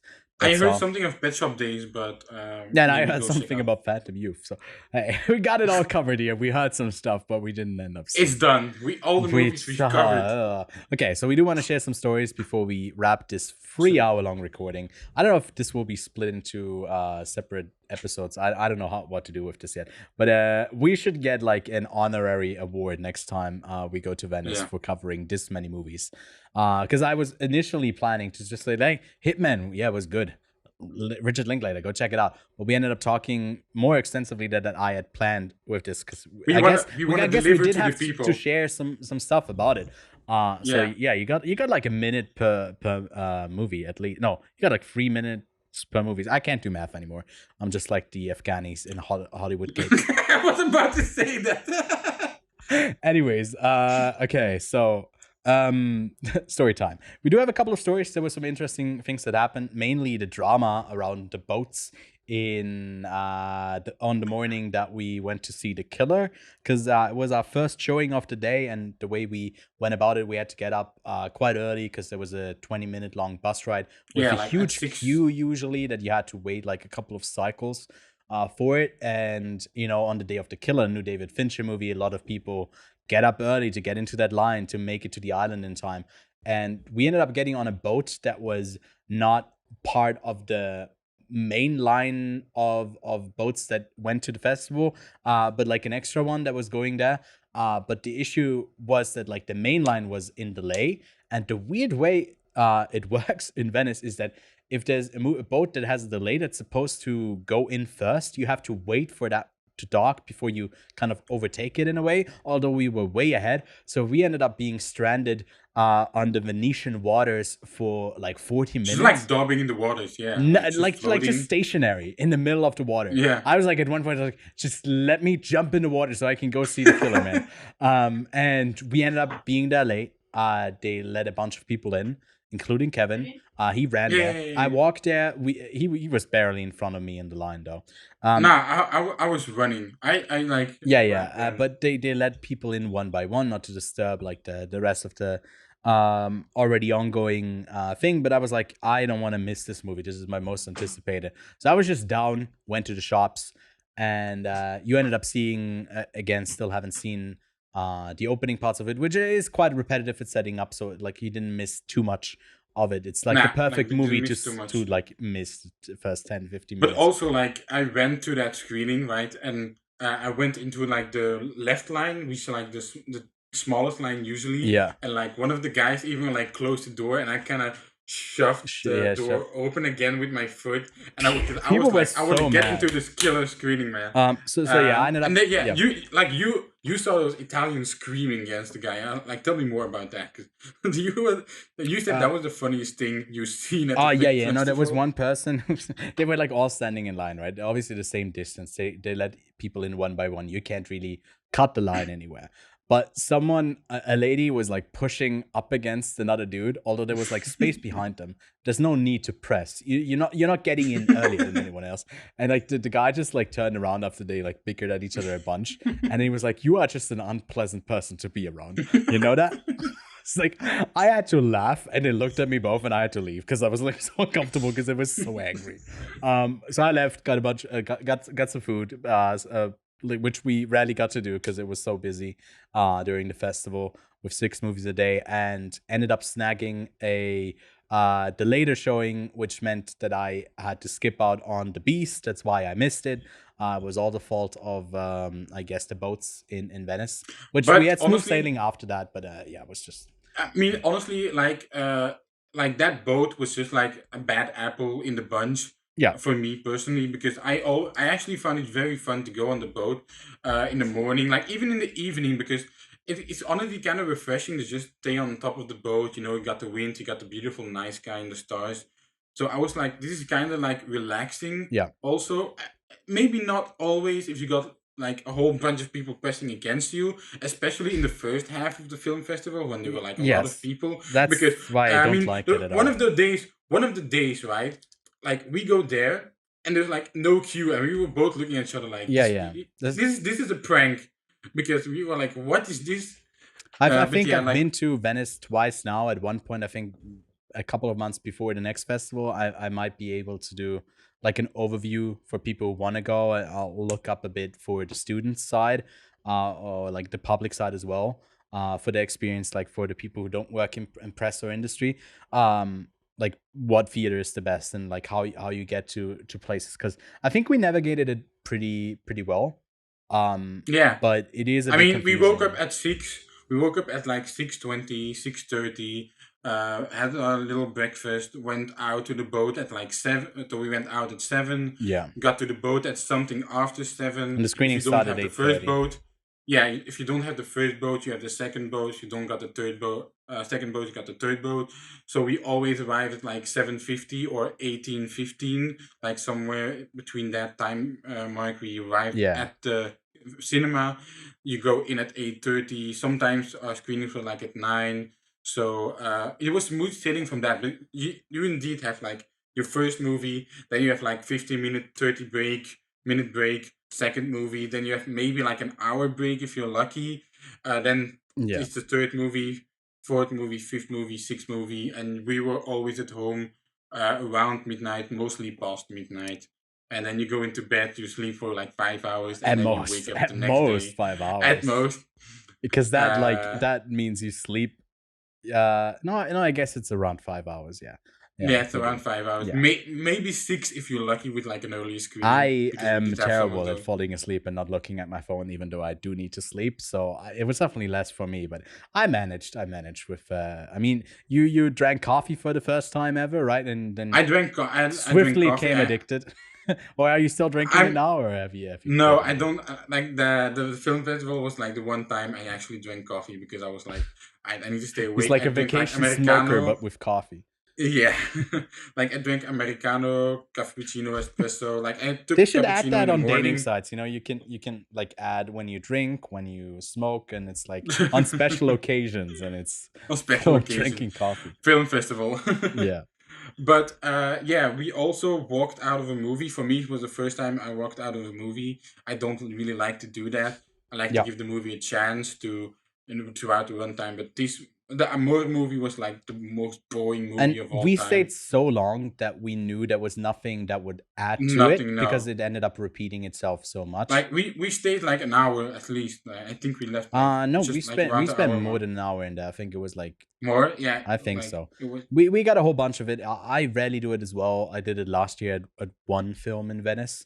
But yeah, sometimes it just happens. But otherwise, like then I don't really like to talk about the film, at least like rating wise, so because I haven't seen the whole thing, so that's why. no. Yeah, we both tend to. Stay But you even got if- also one more experience to share. Yeah. So the movie I liked the least, An Endless Sunday, I did leave a review early on, which I guess was one of the more popular ones because it only has 373 ratings, and it had even less when this came out. But I just simply wrote like nothing big of it. I just wrote cinematic personification of a piece of shit is essentially what I think Endless Sunday is. And the director did comment. He has since deleted his comment, but he basically like explained it. Why I don't know what he did. I honestly I don't know what he did. No, I think he wrote something like, "Oh, but that's like That's the thing point. that I wanted to convey. That's the point. Like, do you remember that one scene in the movie? Like, that's why I want to convey. Oh yeah, that point. where the guy kills And a it- and- frog. That's the one point Yeah, where where I he was like, goes oh to yeah, stand that on was a the breaking frog point. and- I was like, yeah, you conveyed plenty that this guy is a piece of shit, Yeah. and I did get that. Doesn't mean your movie is good just because you conveyed someone is a piece of shit. And he Yeah. ended it with a kiss emoji, and it was like, okay, this is petty as fuck. Yeah, And But he won a prize. He won a prize, somehow. which was perplexing. And it was like, all the best to the guy. I hope he makes a movie that I like more. Maybe I also am blessed and I don't have to ever see a movie of his again. But that was that. I found it just really funny. He has deleted it, so you can't find it anymore. But I think I posted it at one point on my Instagram. But I'm not going to showcase it more. But it's just like, it's a funny little anecdote when you interact with someone who's the filmmaker, but not in a positive way. It really rarely happens because I tend to not really shit on stuff unless I really feel like it and I'm confident in it. I think it's justified. I think it's justified. What? That he wrote a comment, or did I? No. That like the whole situation. I think it's justified that he deleted his comment and you feel that way towards the movie. I think it's just. I think it is a bit unprofessional for him to feel like he created the account and then went to look up the reactions and then was obviously a bit disappointed, which I feel for him. I'm sorry, but it's just like I really didn't like the film. I don't know. I think he even deleted his account. Okay. Well. Yeah, he deleted his account. So. Anyways, all the best to the guy. I think but probably just saw that and was like, oh. Probably for the best. Probably for the best, not the great for the marketing, and especially for an award-winning director now, which is great. Anyways, it was an honor. It was a true honor to go through the experience of Venice with Ewan. Thank you. Because he did say before me like, my record was like 40 movies at the film festival last year. Yeah, we watched 56, including the miniseries. We could have watched more if we didn't decide to watch the miniseries, but this is pretty much the cap I have. I don't know if I ever get to above 55. It's fucking crazy. Especially like, I can go to other film festivals like in Zurich, and I think I covered at 1.60 something. I did Sundance once and was over 60, but that was in person. But if you are physically in a theater, you have no way of distracting yourself, of getting energy in between. Like it is it is an endeavor. And I couldn't have done it without you. It was really giving each other energy throughout. And we end up seeing, by the nature of how Venice works, a lot of the same stuff. You can't really split up as much as we are in Cannes. So hopefully you will join us in upcoming festivals. We don't know yet which ones that will be, because also it's up in the air with Lachlan. We had a discussion about that, what he'll be joining us alongside. He will at least do one of the ones that are international here, one of the big ones. I don't know if that's going to be Cannes, Venice, TIFF. But we'll be back with Sundance, at least, hopefully virtually, and I will be covering the Zurich Film Festival. We'll send the Belgium-based Kevin here over to Ghent for that festival. We'll have a recap that we did last year as well. So at least a new Ryozuki Hamaguchi film will be playing there. We'll be talking about that. But in the meantime, and The Boy and the Heron. No, well, cut that. I don't want that in there because it's painful. Yeah. I don't think, because we don't. Boy and the Heron is anything. It's gonna be Vin. I don't think it's coming to Zurich. There's no. I think they're gonna announce it soon. But they haven't yet. So I'm just hoping it comes to Zurich or a place near me, because I'm a huge Hayao Miyazaki and Studio Ghibli fan. But in the meantime, out in theaters on September 15th, you can go check out A Haunting in Venice. Now that you've seen this hauntingly long episode about the Venice Film Festival, you can go check out Kenneth Branagh's latest here. Then Dumb Money is out in limited release then wide September 29th. It just premiered in TIFF. I'm still under embargo. I've seen this film I'm not allowed to say that, I think. I think I've seen it. I've seen it. That's all I'll say. And I still can't say stuff about it, which is annoying. But yeah, I don't know when the embargo is up for me, although the movie has not premiered at the festival and I've seen it. It's annoying. But Cassandro played earlier this year in Sundance. Now it's out in limited release before it hits Amazon Prime in a couple of weeks. A Million Miles Away, a Prime Video film about a Mexican space. True story, uplifting. That's all I wrote down for this one. Michael Peña is in it. And El Conde, the film we caught in Venice, is coming to Netflix this week. Or the week after, I don't know. It's been a long recording. I think it's this week. It's been a long day, man. This week. But that brings us to the end of today's very long show, man. I thought we're going to go long for like 2 hours. So this is crazy. We're delivering for the viewers, for you guys. I don't know if anyone's gonna watch this. Like, who watches it? Anyway, Kevin, where can people find more from you? You can find me on Letterboxd, on Foodie Films, I think my name is, or Kevin Films. You can catch me on Kevin Twitter, Films, Instagram, whatever. Thank you for listening. Will be linked below. Thank you for listening. Thank you for subscribing. Thank you for leaving a comment of what your most anticipated film coming out of this festival is, and maybe let us know if you watched all the way to this, what a festival is that you would, what's like your dream festival that you would love to attend. But that's all I have to say.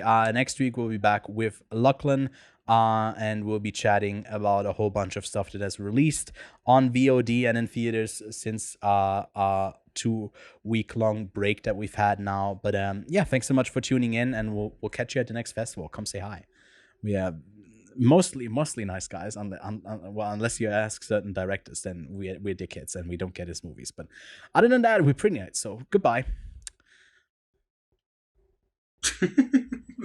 I kind of copied you at the end. I can't see it, so it's like